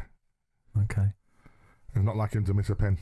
Are you talking about when we beat you? Yes. When we knocked you out of Europe? Yeah, thanks for that. Yeah, it was a great day. Not for Martin Yole, it wasn't. No. He was so... Martin Yole reminded me, but don't worry about that a few times. Ireland, you know, you wish you could go to Europe and then we had the lasagna. You wish him good. Listen, you know, all of them art, you got that beautiful art museums and the, in Amsterdam, there's another art museum in his house. Really? A real big art collector. Did you see pictures of Mido there? Yeah, there's a couple of pictures of him. Couple of pictures of Martin. Martin Troll. Yeah, I love Martin. Defoe, Kino, Mido. Good place. I loved him. Right, after us at 8, you'll be able to hear the next episode of After the Lights Go Out on talkSPORT when Steve Harmison and Liam McKenzie are in conversation with former Newcastle and Sunderland striker Michael Chopra. The interview centres around a serious gambling addiction which affected Michael throughout much of his football career. Right. Here he explains how Roy Keane handled the situation when he signed for Sunderland in 2007. My agent said to me, you need to go and speak to Roy, because if this starts affecting your performance at Sunderland, it's going to be damaging for you, and Roy won't be having any of it. So I spoke to Roy, and Roy was brilliant, really, really good. Took me in his office straight away, totally understand the situation. He literally called up Sport and Chance clinic while I was there in the office to try and get me the help I needed. Roy phoned Sport and Chance was fully booked, but they mentioned another place, which was the Capio Nightingale Hospital, which is next to the Landmark Hotel. So Roy straight away said to me, you're going to go in there next week. And I was like, well, what about football? I want to play football, Roy, and that sort of thing. He went, listen, you need to get the help. A reminder, you can hear the full interview with Michael in After the Lights Go Out this Sunday from 8 p.m. and all the episodes from the current series of the programme available now from all podcast providers, including features from Carl Frampton, James Haskell and Leanne Sanderson. That's coming up at 8 o'clock tonight. Right, any of Alan's other business, you want to doff your cap to the GOAT that is Adrian Durham? Do I? Apparently so. Oh no, we're doffing our cap because Adrian used to do this. I was thinking, tributes. We're going to do a tribute to him anyway if we want. Well, we call him the GOAT anyway. Yeah, of course he is. Right, let's talk about the Lions tour. It was a defeat yesterday, but a win in the series overall. So. Yeah, it's strange how the press, I always think the rugby union press is pretty harsh on most of the teams. And I've always a bit harsh, today, sort of, the legacy and the 3-0 should have happened. Obviously, they got beat by the Aussies yesterday. But I still think it's amazing to bring 4 nationalities and, 4 national teams together and create what he created. So well done, Andy Farrell. Brilliant that was, and thoroughly enjoyed the 3 games. 3 very different games, but 3 great games. What about Lewis Hamilton? You want to talk about Lewis? Well, Lewis, obviously qualifying was disastrous yesterday. He comes out and says, I think the Ferrari need to change the driver because nothing wrong with the car, because the car was on pole with Leclerc. He was tongue-in-cheek, of course, because he still thinks you don't mean I'm world champion 7 times or wherever it is without having an ego. He was mocking a little bit. I know he was. He was desperate probably to do really well today. I think he finished about 8th today. I can't remember off the top of my head. But it's tough times for him at the moment. And, we was talking about when great players are coming to the end. It's a difficult thing to face. It must be hard, like being a winner and having this level above everyone else, and all of a sudden it's not there anymore. That must be difficult. And and the hunger and fearlessness becomes it goes from you as you get older, as you mature. Safety, and your well-being starts to take more of a hold on your thinking. And in a sport as dangerous as Formula One, that it's not good. Minuscule that is enough. But Lando won. Yeah, I was going to say the absolutely brilliant. Yeah, and I love Lando. I think he's a brilliant ambassador for the sport. In fact, most of the Grand Prix drivers are great ambassadors, but he happens to be a real kind of joy around the paddock. And I know the teams love him, so I'm wishing him he wins that, the whole thing, but we'll see. And you want a little mention of the Goodwood races? I was the guest of Goodwood, and thank you to all of those in the box there. Thank you for my invite as well, Pods. Yeah, again. And only had a couple of tickets. You didn't get that anyway. But the take your gap out of the box and you don't get the Goodwood back. When you that is the best, in my opinion, the best race day. Really? Of the whole calendar. Why? I just think the manner, the atmosphere, what they create there, the way it's designed, the racing is top draw. It's just fantastic. Well done to everybody there. And I tell you what, there was the team here, particularly Marion. The team here with Rupert Bell and Lizzie Kelly, fantastic, great broadcasting as well. Yeah, actually, that someone said they were there, and I was going to try and say, see if we can say I'll have a little interview. They blanked me. They didn't. They didn't want to know me. What? The record-breaking final word. They didn't want to. I'm not having that, Pards. All right, listen, that's all from us today. Don't forget, you can go and check out my tribute to Hunminson, which I was tasked by Mr. Pardew. And it is really, really good. Head over to at Majestic online on socials, at talkSPORT on the socials. And it's also on the talkSPORT YouTube channel now as well, so you can go watch Definitely it. Have a look at that. That's all from us. The Breakfast Show is back tomorrow from 6 a.m. with Jeff Stelling and Andy Townsend, being joined by Man United legend Rio Ferdinand. And then Pards is on Tuesday's Breakfast Show. You got no invite for me? No. If you need some music in your life, go to the new talkSPORT app, swipe across to hear Emma B on Virgin Radio. Next up, it's our brilliant documentary series After the Lights Go Out, and we'll see you next Sunday from 6 o'clock.